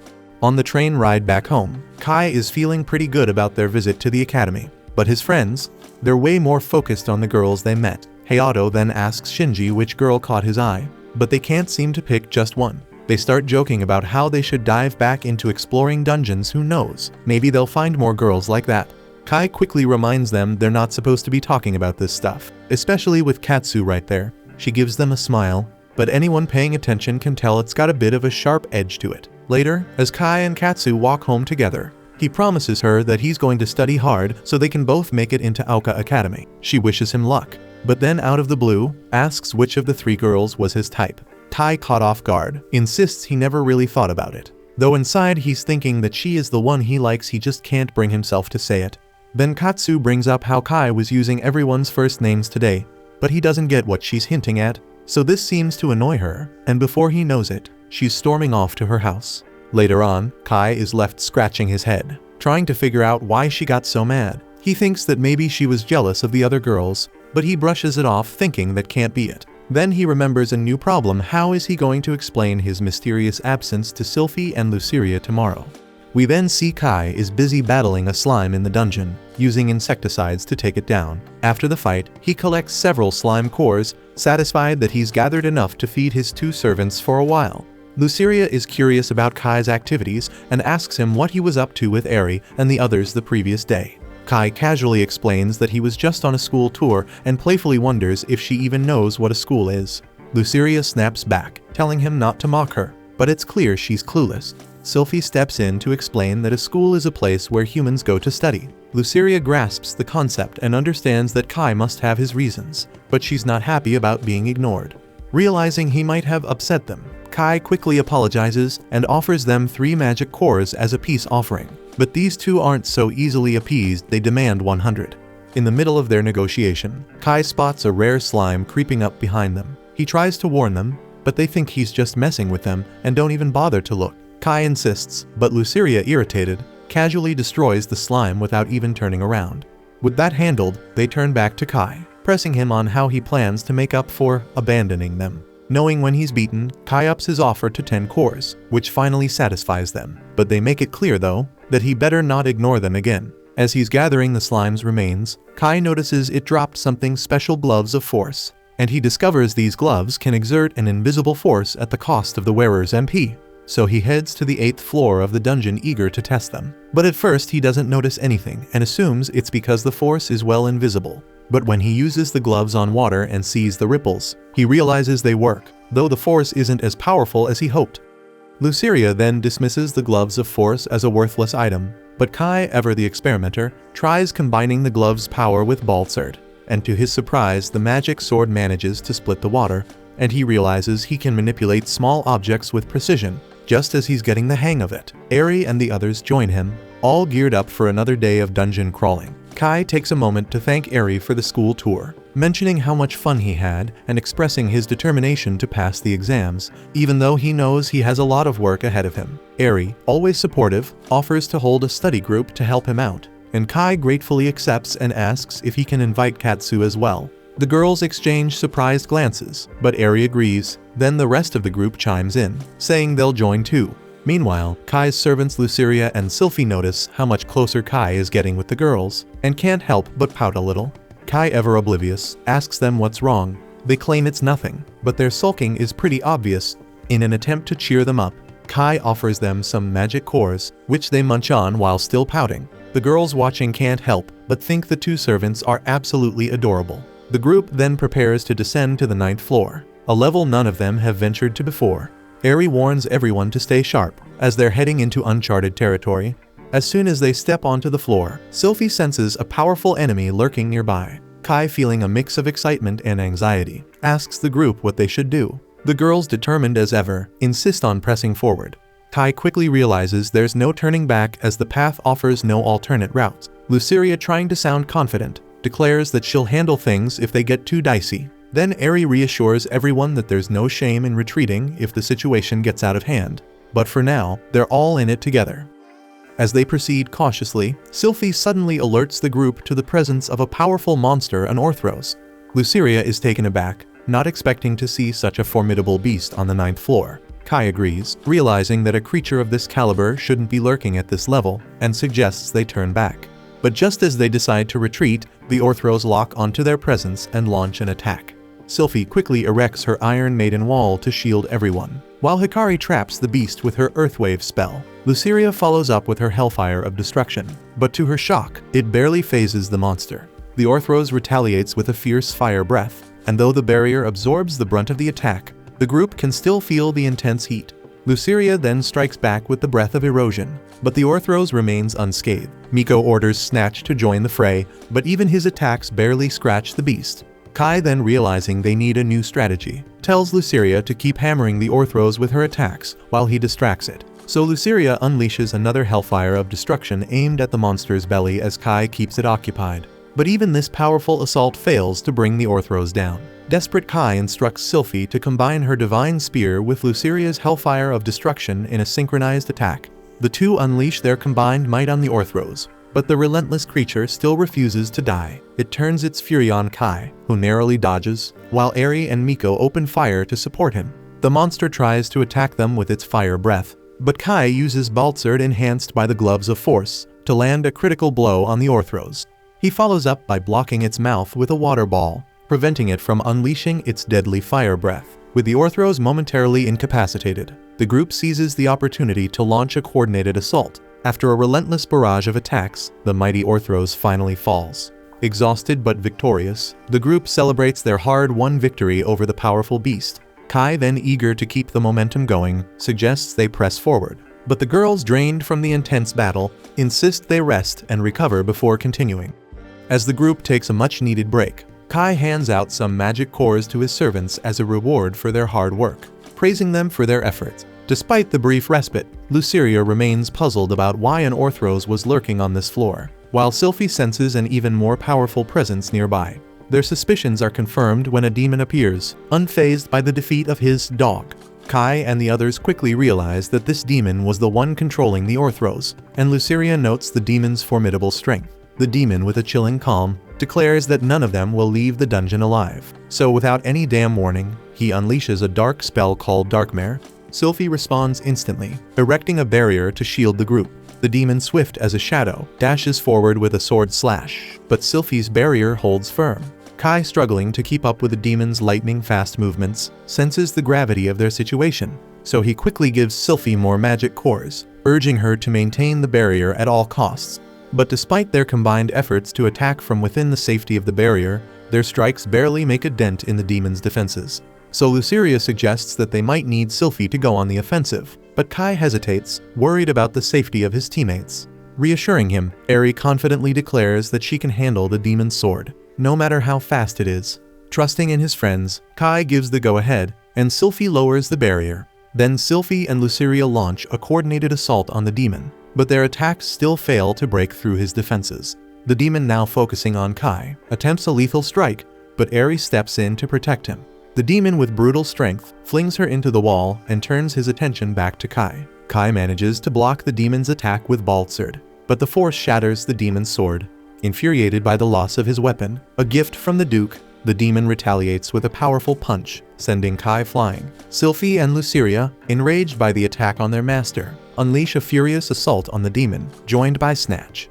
Then we see Kai quickly heal himself with a potion, and Miko rushes to his side. Concerned for his well-being, Kai assures her that he's fine, but he asks her for a favor. Understanding his plan, Miko and Snatch join forces and attack the demon together, creating an opening for Kai. Seizing the opportunity, Kai stabs the demon from behind with Balsard, channeling its power to tear a gaping hole in the demon's body. The demon crumples to his knees, and for a moment, Kai hopes that the battle is over. But to his dismay, the demon uses magic to heal the wound almost instantly. With a roar of anger, the demon punches Kai with such force that he sends him flying again. The girls rush to protect Kai, but the demon barrels through them effortlessly. Sylphie makes a valiant attempt to stop him, only to be thrown against the wall.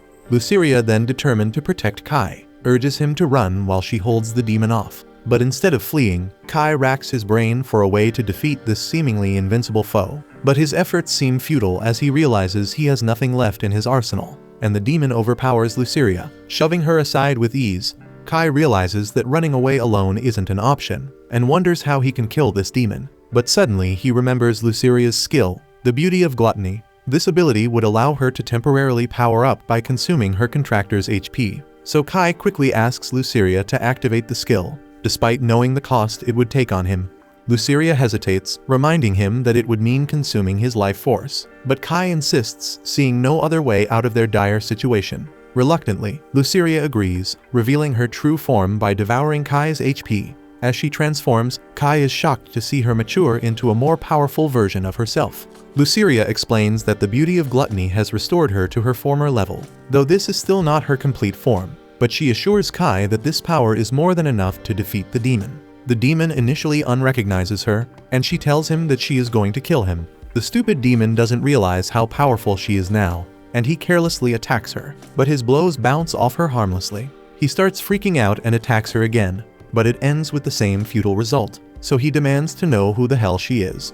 Luceria introduces herself as a Viscount-class devil, sending shivers down the demon's spine. Realizing the grave mistake he made in underestimating her, the demon tries to shift his attitude, but Luceria is far beyond forgiving. Enraged by the harm done to her friends, she prepares to unleash the storm of divine destruction. The demon, in utter disbelief, realizes that such a powerful attack shouldn't even be possible for a Viscount-class demon. He wonders about her true origins, but it's too late. With a devastating force, Luceria annihilates him with her attack. After the battle, Kai, exhausted and drained, asks Luceria to cancel her beauty of gluttony ability, as he's already at his limit. But Luceria, reveling in her newly regained grown-up form, stubbornly refuses. Kai, desperate, pleads with her, but she playfully insists on knowing what he thinks of her adult appearance first. Frustrated, he points out that this isn't the time for such things, but she stands firm, refusing to cancel the ability until he gives her an answer.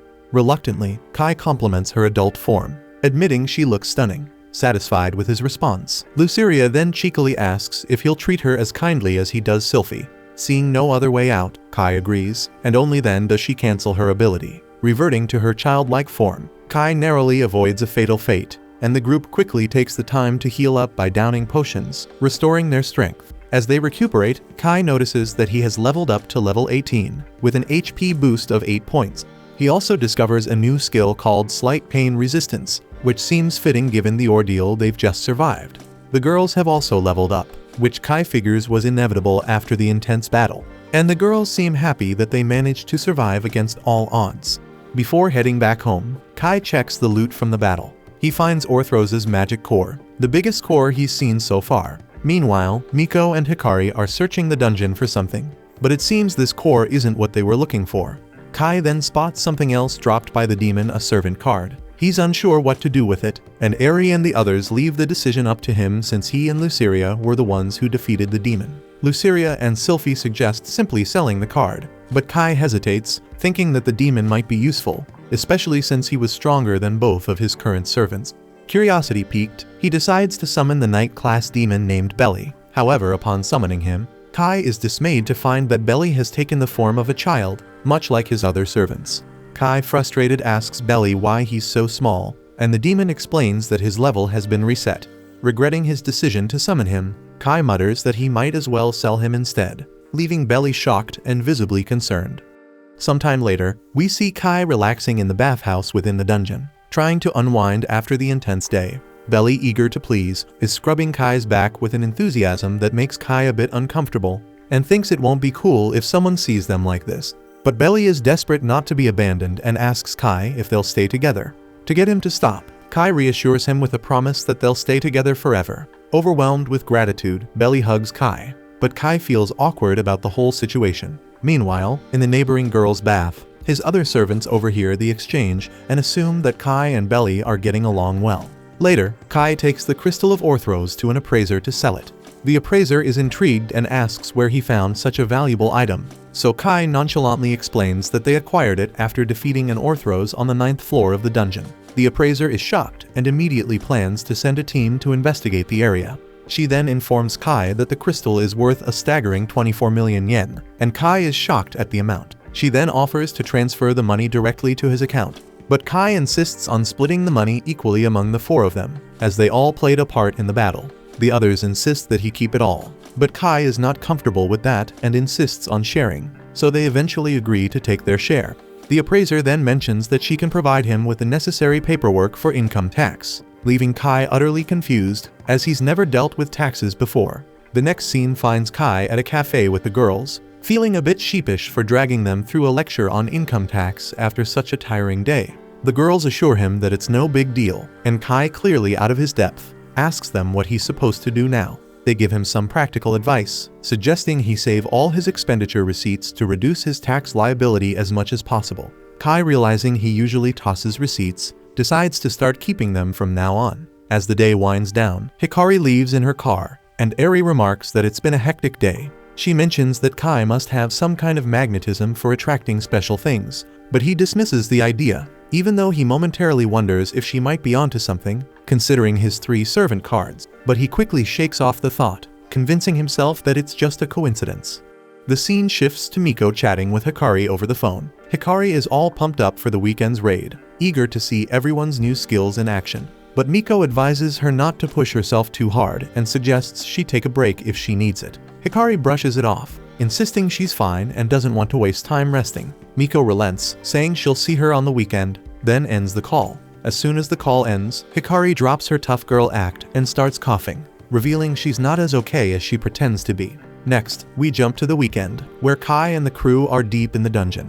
Kai asks Belly to show off his power, but Belly hesitantly asks if he can get a proper weapon first, which surprises Kai since Belly doesn't have one. Luceria chimes in, reminding Kai that he was the one who broke Belly's last weapon. So Kai digs through his bag and pulls out a tungsten rod he bought earlier, handing it to Belly. Belly hesitates again, asking for something more like a sword. Sylphie and Luceria take offense, thinking Belly is being rude by not accepting what their master offered, prompting him to quickly apologize. Kai explains it's all he has at the moment, so Belly reluctantly accepts. We then see Belly in action, fighting monsters with the tungsten rod and taking them down with ease. Kai, impressed, realizes Belly might actually be stronger than him, and Belly hopes that proves his worth to Kai. Luceria, however, points out that Belly is moving slower than usual, and he admits he's still adjusting to his current level. Then, with teary eyes, he pleads to stay by Kai's side, expressing his desire to serve Princess Luceria and Princess Sylphie. As usual, his flattery hits the mark with the girls. Then Belly admits he might be a liability for now, but promises he'll eventually become Kai's sword and give it his all. Kai agrees to keep him around, mentioning that he may be slower, but he's strong enough. Kai looks forward to working together, and Belly gratefully thanks him. Kai then decides it's time to put some skills to the test. Starting with Belly, he engages in a few monster fights, purposefully letting his HP drop to dangerous levels to see how Belly's Dark Cure skill works in action. When he's on the brink of collapse, he calls on Belly to cast the spell. The moment Belly does, Kai feels a wave of recovery wash over him, but he's quick to notice that his HP only recovers slightly. Belly explains that Dark Cure is designed primarily to heal injuries, restoring HP just enough to keep someone from dying. Kai is disappointed because he had hoped to use Dark Cure in tandem with Luceria's Beauty of Gluttony ability to extend its effects. Luceria hears this and suggests they try it anyway, but Kai refuses, pointing out that he doesn't have much HP left to play with. Luceria, not one to be deterred, insists he won't die instantly and even contemplates transforming into her adult form again. Kai, sensing danger, tries to escape but ends up tripping in his haste. Belly steps in to heal Kai's injury with another Dark Cure spell. This time, Kai notices that his wound no longer hurts, which leads him to appreciate Belly's skill. Realizing it's going to save him a lot of potions in the long run, Belly beams with pride at the compliment, and the group moves on to the deeper floors of the dungeon. Soon, they encounter a metal golem, and Eri and the others step up to show off their prowess. Hikari uses her ice circle skill to freeze the golem in its tracks, while Eri finishes it off with a powerful iron slash, slicing it clean in half. Kai is impressed by their teamwork, but Eri warns that her skill consumes a lot of MP, so she can't afford to miss her target. Next, they face off against 3 earth golems, giving Miko and Snatch a chance to shine. Miko casts Dance of Illusions, tricking the golems, while Snatch charges in with his hedgehog skill, taking them down with precision. Kai notes how much stronger their combination has become and decides it's time to test Sylphie's new ability. As they venture further into the dungeon, more monsters appear. Kai instructs Sylphie to activate her Song of the War Maiden skill, and tells Luceria and Belly to join the fray as well because he wants to see if Sylphie's skill can boost his servants' power too or not. Sylphie then begins her song, and as her voice fills the air, an ethereal angel appears, blessing Kai and his servants with powerful buffs. They feel an immediate surge of strength, and they can also predict the monster's movements with ease. The next wave of enemies doesn't stand a chance. They're all taken down with a single strike from each of them. After the fight, Luceria excitedly tells Kai that she felt a noticeable boost in her power. While it wasn't as overwhelming as the effect from the Beauty of Gluttony, it definitely made her stronger, and Kai is relieved to know that Sylphie's skill benefits his servants too. He turns to Belly to get his feedback, but Belly sheepishly admits that he didn't feel any difference. Eri suggests that maybe the skill's effect varies depending on the level of trust, which makes Belly a bit disheartened, but Eri tells him to keep his chin up, there's always time to build trust. The rest of the group joins in, cheering him on, and Belly feels a swell of determination. He proudly mentions that though he started as a rearguard, he's now risen to knighthood, and with better swordsmanship, he can be even more formidable. He hints that having a proper sword might help with that, so Kai tells him to hold on a moment. Kai leaves briefly and returns with a sword. He hands it to Belly, asking if he can do better with this weapon. Belly realizes it's a bastard sword, and though he initially says nothing, the others wonder if he doesn't like it. But then, to everyone's surprise, Belly's eyes well up with tears. He's overwhelmed with joy to finally have a real sword. He vows to do his absolute best and immediately tests out the sword against some monsters. With ease, he slices through them like butter, leaving everyone amazed by his skill. Afterward, Belly hands over the magic crystals they collected to Kai, mentioning that he feels even more motivated now that he has a real sword. Kai thanks him for his hard work, which boosts Belly's spirits further. Kai then wonders aloud if Belly could teach him some swordsmanship, and Belly eagerly agrees and suggests they start right away. But Kai reluctantly admits he has to leave early today. Sylphie and Luceria are curious and ask why. Kai tries to brush it off, but Eri reveals the truth. It's because they're having a study group at her house tomorrow. The servant girls pout at the news, clearly disappointed, but Kai apologizes and promises the girls and Belly to return soon. The scene then shifts to Kai, his friends, and Katsu arriving at Eri's house, and they're all stunned by how massive it is. Miko and Hikari show up in their cars, and as they head inside, they find themselves surrounded by what seems like an endless forest, wondering where the actual house is. They spot the girls comfortably sitting in a car heading towards the house, so Kai asks if they can hitch a ride. But the girls casually point out the path meant for the men, and the guys are left in disbelief that they'll have to walk. Later, the girls greet Eri at her house, and Katsu can't help but comment on how elegant her home is. Eri graciously accepts the compliment and explains that her house has been a dojo for generations, designed to balance the mind, body, and technique. She points out the dojo for skill training, a waterfall for calming the mind, and a garden meant for physical conditioning. She adds that the hill is perfect for building basic strength, and she uses it daily. When the guys finally make it to the house, they're completely exhausted, but Eri is unfazed and suggests they jump right into their study session. The guys, barely catching their breath, are shocked because they were hoping for at least a moment to rest. Eri leads them to the dojo, and they're puzzled about why they're there. They expected to be taken to her room, but she explains that her room isn't big enough for everyone. Plus, she likes to practice her spear swings here in case she needs to refocus. And if they can't concentrate, there's always the waterfall. The guys exchange glances, pretty sure Eri's the only one who would actually do such things, and with that they all settle down to study. Everyone settles into their desired spots, with Kai aiming to sit next to Katsu. But that seat's already snagged. Eri, ever the opportunist, invites him to sit next to her instead. Katsu can't help but feel a pang of jealousy seeing them side by side, and Eri wastes no time asking Kai what he wants to tackle first. Kai chooses math problems, and Eri dives right in to help. Meanwhile, Katsu's jealousy meter keeps rising, especially as she watches them get a little too cozy for her liking. Hikari then asks Katsu to teach her instead, and Katsu agrees, but then Shinji tries to jump in, offering to help too. Hayato quickly shuts him down, telling him he's just being a nuisance, and claims that Hikari can ask him for help since he's apparently a genius at everything. Kai, noticing the tension, jokes that Shinji and Hayato are practically the same, which makes Hikari insist on learning from Katsu. Kai thinks that Katsu will do a great job teaching Hikari since she's always been caring and kind. So his friends chime in from the background, teasing him by saying he knows Katsu quite well and that she's also cute. This makes the other girls a bit jealous, so Kai quickly clarifies that he and Katsu are just childhood friends. After a while, the girls start struggling to focus on their studies, and Eri suggests they take a break by going to the waterfalls. The boys are hesitant, considering it's winter, but when the girls agree, Kai's friends jump on board too, leaving Kai with no choice but to tag along. The scene shifts to the waterfalls, where the boys immediately notice how freezing the water is, but the girls don't seem to mind. They head into the waterfall first, letting the cold water clear their minds for a while before stepping out. Eri asks them how it was, and they respond that their minds feel a bit clearer now. Kai checks in on Katsu, and she assures him she's fine, but he can't help but notice how cute she looks with her clothes soaked. Then it's the boys' turn, and they bravely step into the freezing water, but it doesn't take long before they tap out. As everyone heads out that night, Shinji and Hayato joke about how the freezing waterfall wiped their brains clean of anything they studied. The girls, on the other hand, had a blast and are already planning the next round. The guys notice how much better everyone is getting along than in the morning, and Kai can't help but feel a bit relieved to see it. The next day, Luceria and Sylphie catch wind that Kai was busy splashing around in the waterfall instead of hitting the books. The girls confirm it with grins, saying the fun actually left them in top shape today. Hikari chimes in, confident that at this rate they'll reach the 10th floor in no time, but the servants are not thrilled about missing out on the fun.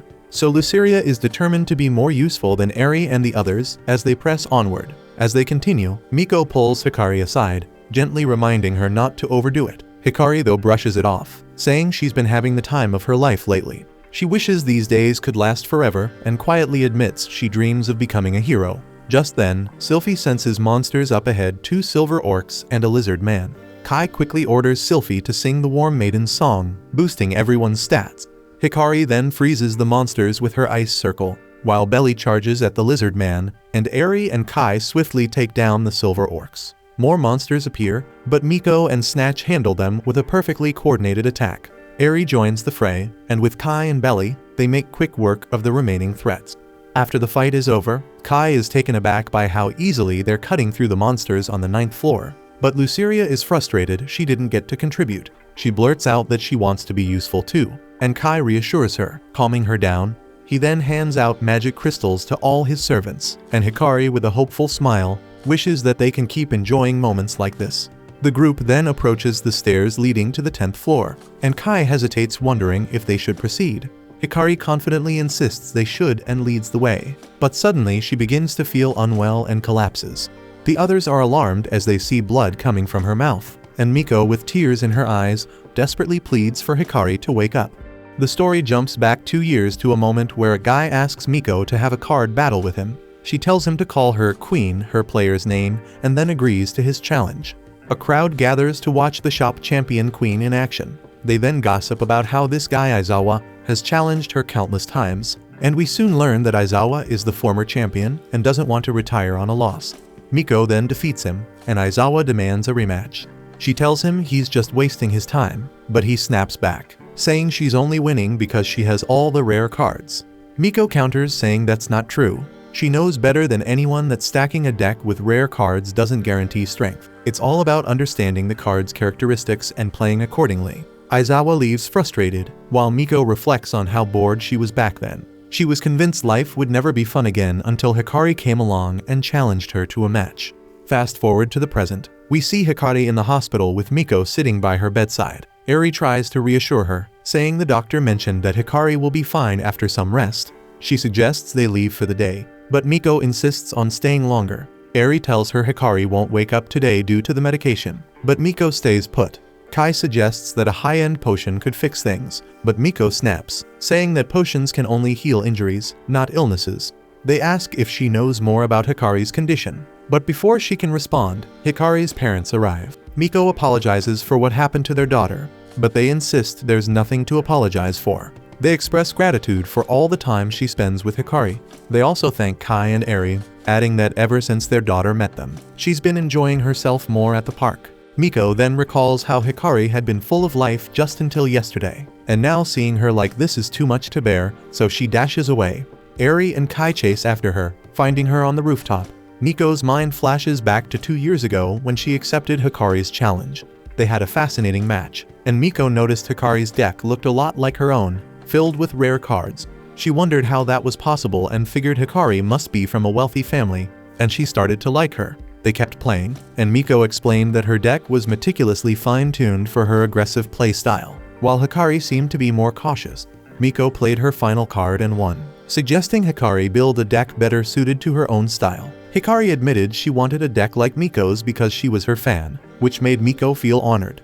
Still, Miko insisted her deck wasn't right for Hikari and offered to help her create a better one. Hikari was thrilled, and from that moment, they became friends. Miko reflects that on that day, they built Hikari's new deck together, and from then on, she never had time to feel bored, since she spent all her time with Hikari, and she believed they'd always be together. They even decided to enter a tournament as a pair, and they strategized and managed to win after a series of tough matches. As they stood on stage receiving the trophy, Hikari suddenly collapsed. Miko was heartbroken and watched as they rushed her to the IQ on a stretcher. On the way, Hikari tried to tell Miko about her condition, but fainted before she could finish. Later, Hikari's parents arrived, anxious after hearing she was in the IQ. Her father then revealed to Miko what was really going on with Hikari, and Eri discovered that Miko had known about her condition since then. Kai then asks what Hikari's condition is, but Eri suggests they shouldn't push her to reveal it.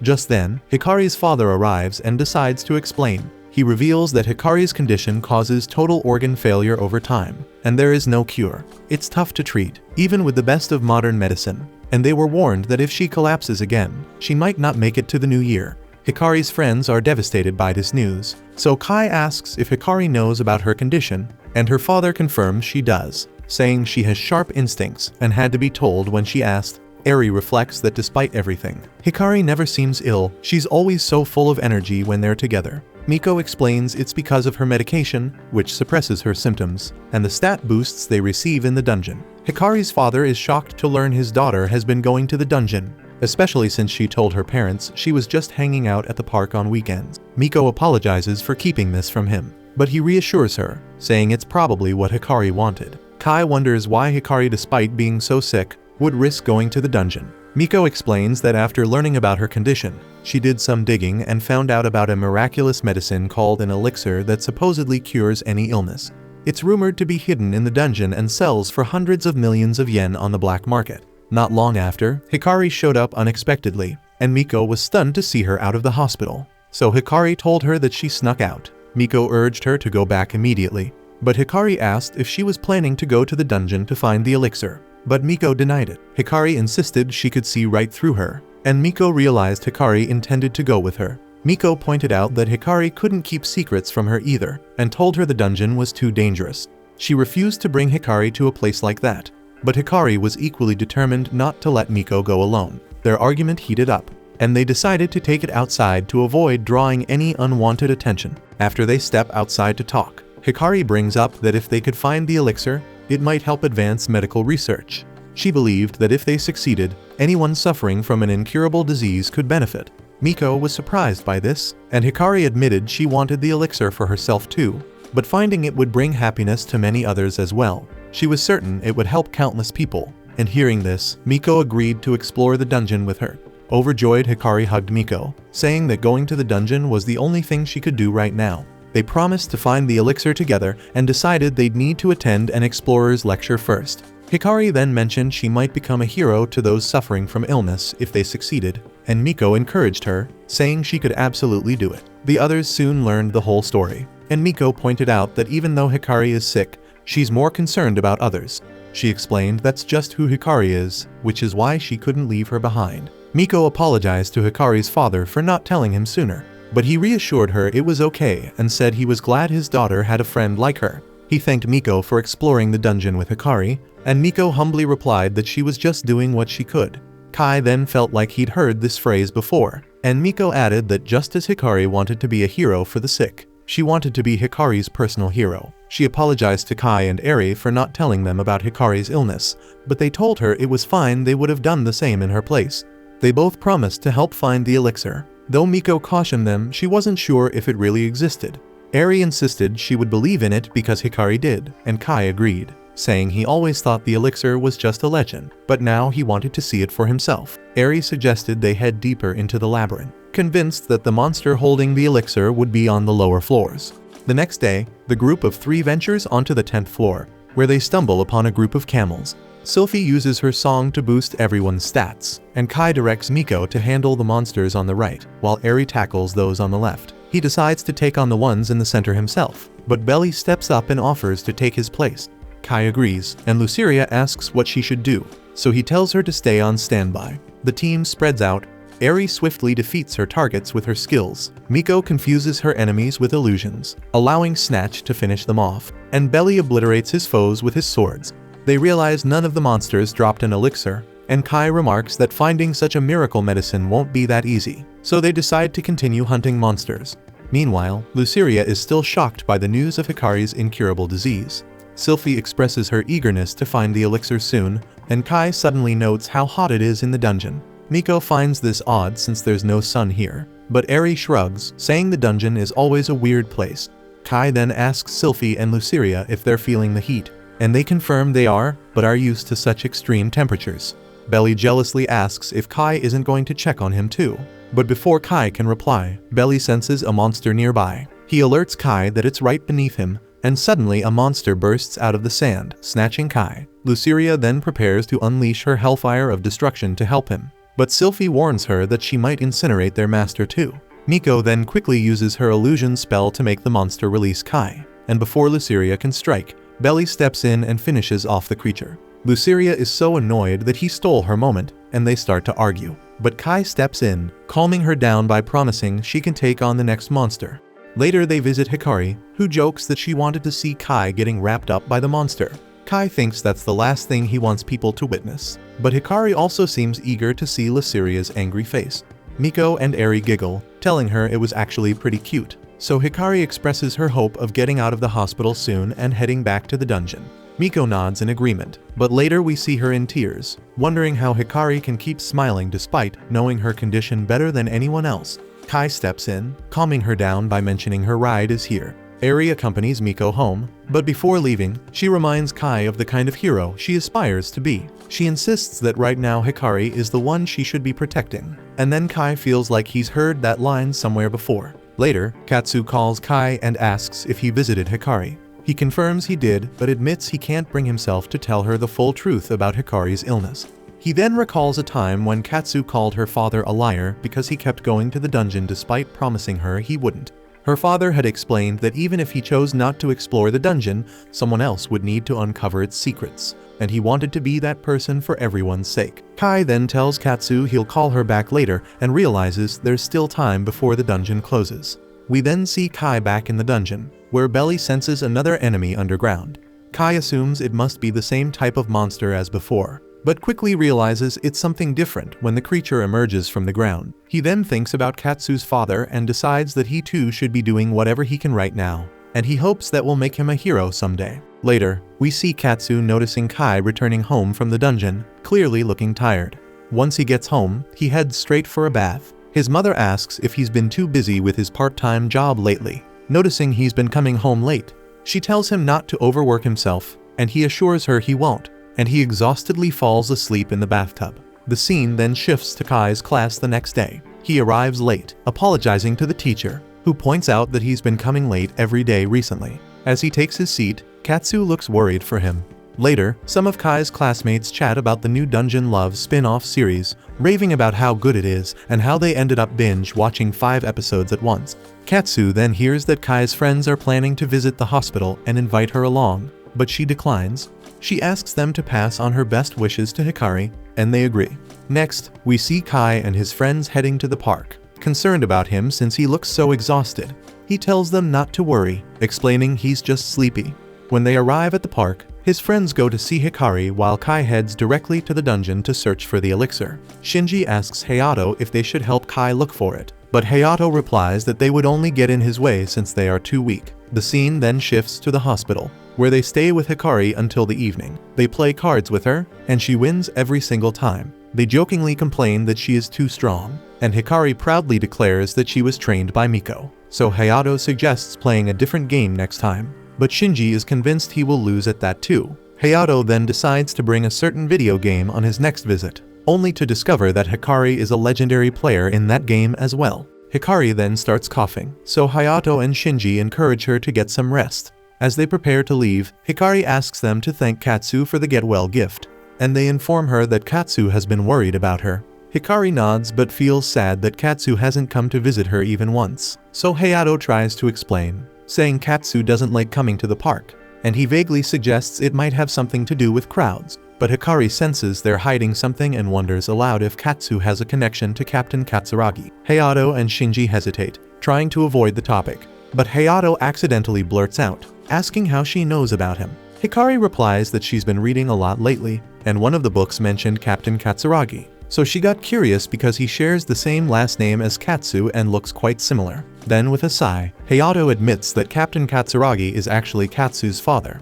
Hikari isn't too surprised and explains that according to what she read, Katsu's father was the first captain of the special unit for dungeon exploration and was hailed as a hero. He disappeared after his final transmission, stating he had reached the 41st floor. So she realizes that Katsu avoids the park because it brings back memories of the incident. Shinji adds that Katsu is also worried about Kai and the others who are exploring the dungeon, and Hikari feels guilty for adding to her worries. Still, she believes that Captain Katsuragi is only missing and that there might be a chance he's still alive. She declares that once she gets better, she will reach the 41st floor and even deeper to look for Katsu's father. She hopes that, if she succeeds, Katsu will be able to come to the park without any sadness, and maybe they could even explore the dungeon together someday. Shinji and Hayato tell her she will have to get better first to make all this happen, and Hikari becomes more determined than ever to recover.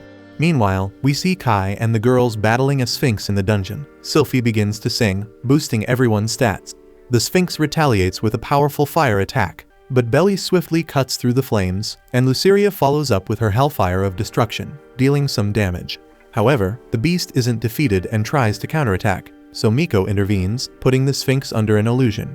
Eri attacks next, with Miko and Snatch firing at the creature. Finally, Kai steps forward, wielding his magic sword to deliver the finishing blow. As the monster falls, Kai and his friends level up. Sylphie and Belly commend them for their victory, but Luceria is frustrated that only they leveled up. Belly tries to compliment her, but she sharply retorts that he's a million years too young to praise her. They notice a large crystal dropped by the Sphinx and marvel at it, but their excitement fades when they realize it isn't the elixir they were searching for. So Kai determinedly decides to push forward and reach the gate today, but his companions ask for a meal break first, so he feeds them. The scene then shifts to them at the appraisers, where they learn they earned 4.59 million yen from their dungeon expedition. The appraiser begins to divide it 3 ways, but Kai instructs her to split it 4 ways, including Hikari as part of their party. She complies, and after that Kai and his friends prepare to leave the park. On their way out, Kai asks the girls if it was really okay for them to dive into the dungeon on a weekday, and they assure him it was fine since they didn't have any other plans. Miko then expresses concern, noticing that Kai looks tired, and asks if he has been getting enough sleep. Kai brushes it off, telling them not to worry, and he heads for the station, trying to hide his exhausted face. Later, we see him watching the series his classmates had been talking about at school, hoping to learn some tips on obtaining rare items. After watching, he realizes that the chances of getting rare items increase as they venture deeper into the dungeon, so he begins reading up on the monsters that appear on the 12th floor. The scene then shifts to school, where we see Kai sleeping in class. His teacher tries to wake him, but it's no use, and the students laugh at the sight. As soon as school ends, Kai tries to head straight to the dungeon, but his classmates stop him. They urge him to rest for the day and not push himself too hard, but he doesn't listen. Katsu also pleads with him to take a break, mentioning that she knows he's doing all of this for Hikari. She tells him that she's worried about Hikari too, but she still wants him to rest. Despite their concerns, Kai stubbornly leaves anyway. Later, we see him standing at the entrance to the stairs leading to the 12th floor with his servants. They hesitate, Wondering if they should proceed since their other party members are not with them, Kai decides they will go in, but only for some reconnaissance. However, he is so exhausted that he suddenly collapses to the ground, so his servants immediately ask if he's alright, and he reassures them that he's fine. Sylphie then notices how tired he looks, and Luceria sees it too when she takes a closer look. So the concerned Belly suggests that they stop exploring for the day, and the others agree. Kai thanks them for their concern, but insists it's going to be fine since they're only scouting the area. He assures them they will turn back if things get too dangerous, and they proceed down to the 12th floor.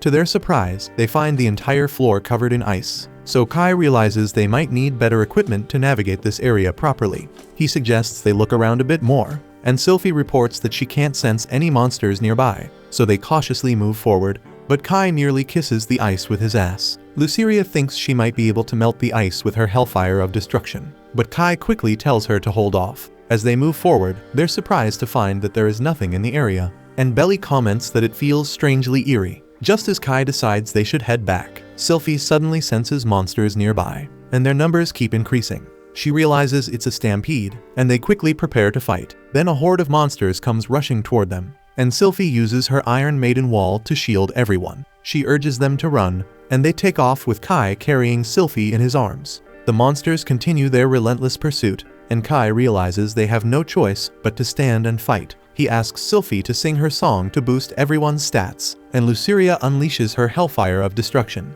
But most of the monsters manage to make it past her fiery barrier. Kai and the others then engage the monsters in battle, managing to take down several of them. Sylphie then also decides to join the fight, seeing the overwhelming number of monsters, and midway through the battle both she and Luceria level up. While fighting, Kai slips on the ice and a monster tackles him. He is quickly overwhelmed by the horde, which tramples over him, giving him no chance to get back on his feet.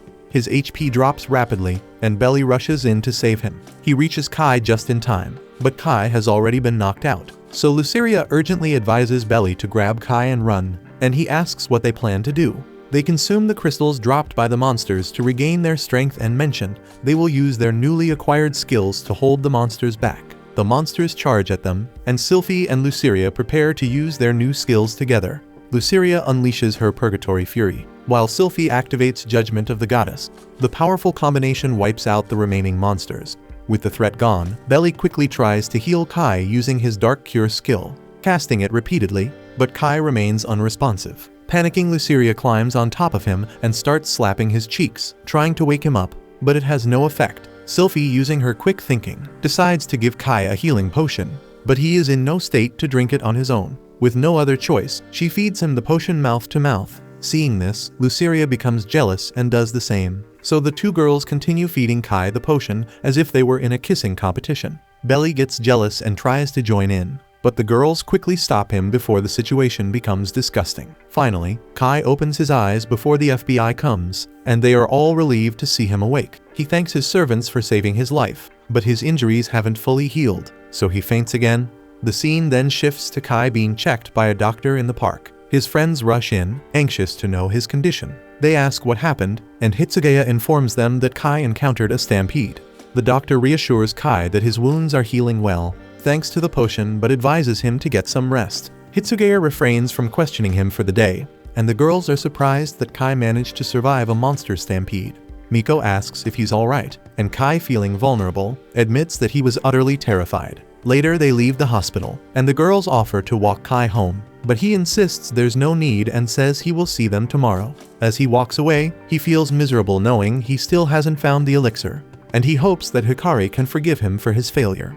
We then see Kai burning everything he has collected on Captain Katsuragi, every note, every document, every piece of information. When he finishes, he goes to see Katsu. He begins by apologizing, admitting that he hadn't considered her feelings all this time, and he finally understands why she was so worried about him. Kai confesses that, for the first time the other day, he truly thought he was going to die in the dungeon, and it terrified him. He realizes now that Hikari has been wrestling with those fears for a long time, and Katsu too was afraid for him. Kai goes on to explain that her father was his hero, and he had always aspired to be a hero just like him. Captain Katsuragi led the special team for dungeon exploration and achieved so much. But after he went missing in the dungeon, people turned on him, criticizing and mocking him without mercy. Kai remembers seeing Katsu crying because of it, and back then, he didn't have the words to defend her father. He knew deep down that those people were wrong, and it fueled his determination to become a hero himself. Kai wanted to complete what Captain Katsuragi had started and uncover the mysteries of the dungeon. Not for glory, but to prove that Captain Katsuragi was a true hero, so that Katsu wouldn't have to be sad anymore. That was why he had managed to endure 2 long years of slaying slimes. But now, he declares, he's done with the dungeon, and he has no intention of returning there. Katsu, however, isn't convinced, and she tells him he's lying. She admits that while he might have started out doing it for her, it's different now. He's doing it because he wants to help Hikari. She recalls a time when her father asked if she knew the meaning of the word hero. When she told him she didn't, he explained that the original meaning of the word hero is to protect. A hero is someone who can endure loneliness, anxiety, and danger, someone willing to sacrifice himself for the sake of others, and that is what we call a damn hero. But back then, Katsu didn't understand what her father meant. He told her that one day she would understand, that he also wanted to do his best for someone, and now she finally gets it. She explains to Kai that giving your all for someone else is what it means to be a hero. She tells Kai that he is not just some background character, he is already a hero. He is Hikari's hero, and he is also hers. Katsu admits that she doesn't want him to go back into the dungeon because it makes her worry, and that is terrifying. But if he stops now, she knows they will both regret it. She urges him to go back to the dungeon and save Hikari. Kai hesitates, admitting he doesn't know how deep he'll have to go to find the elixir or if it even exists. But Katsu responds with a determined smile, telling him to do whatever he can. Inspired by her words, Kai thanks her and grabs her hand.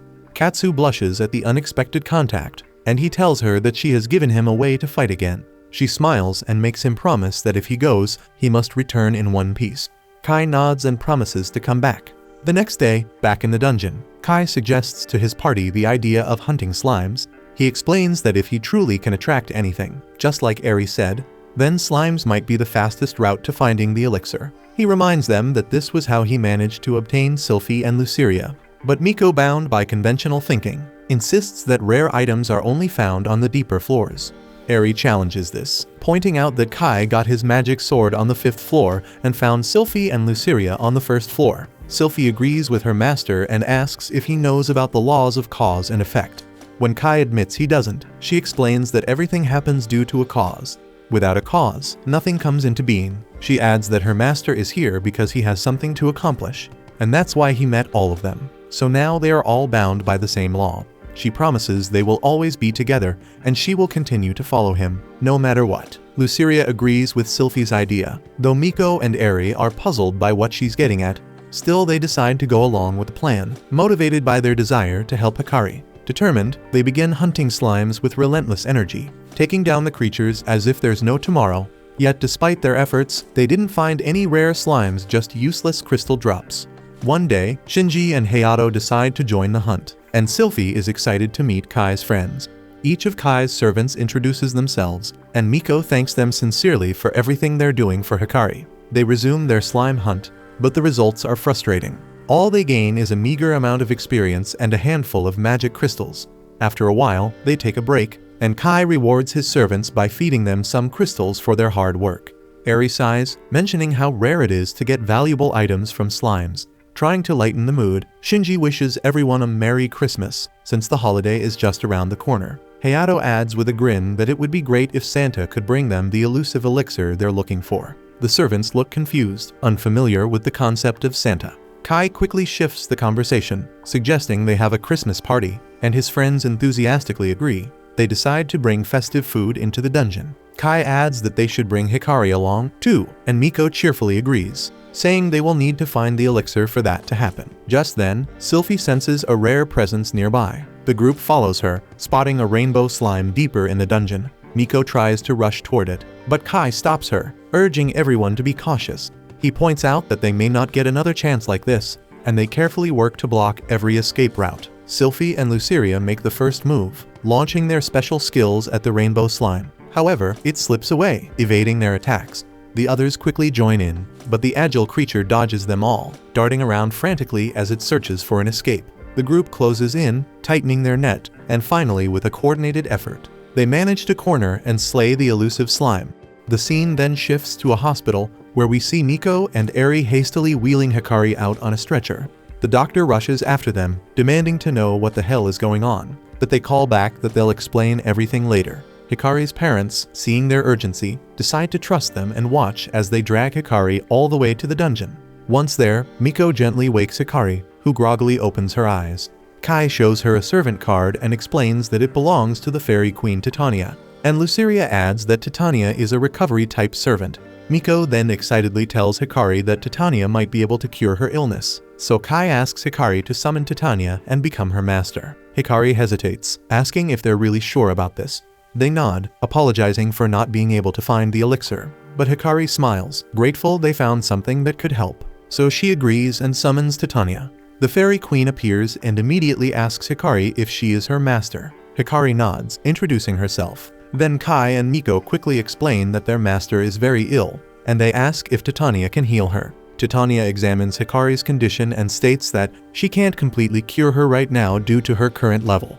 Luceria then concernedly asks if there's truly nothing more Titania can do, and Eri points out that Titania said she couldn't fully cure Hikari, but maybe she could heal her partially. Titania confirms that she can help to a certain extent, and everyone eagerly urges her to try. With a nod of understanding, Titania channels her powers and begins to heal Hikari. Moments later, Luceria asks Hikari how she feels. Hikari's face lights up with a smile as she stands up easily and even moves around like normal. Overwhelmed with joy, Miko throws her arms around Hikari in a tight hug. Hikari, touched by everyone's efforts, thanks them, saying this is the best Christmas present she could ever receive. She calls Miko her hero, and adds that everyone there is her hero too. She also thanks Titania, who is grateful for her kind words. Titania smiles and says she looks forward to serving her new master. Later, we see Kai explaining everything to Katsu. He tells her that Titania's recovery magic will only last for a year, but Titania had mentioned that once she levels up, she'll be able to use a powerful recovery magic called Yggdrasil, which if certain conditions are met, can heal all physical anomalies at once. So Kai explains that their current goal is either to find the elixir within a year or help Titania gain enough strength to use Yggdrasil. He tells Katsu that this is why he will continue venturing into the dungeon. Katsu asks if he still remembers the promise he made to her, and Kai nods, assuring her that he will return safely. So Katsu smiles and wishes him luck. As they stand together, it begins to snow. Watching the flakes fall, she wishes him a Merry Christmas, and he returns the sentiment.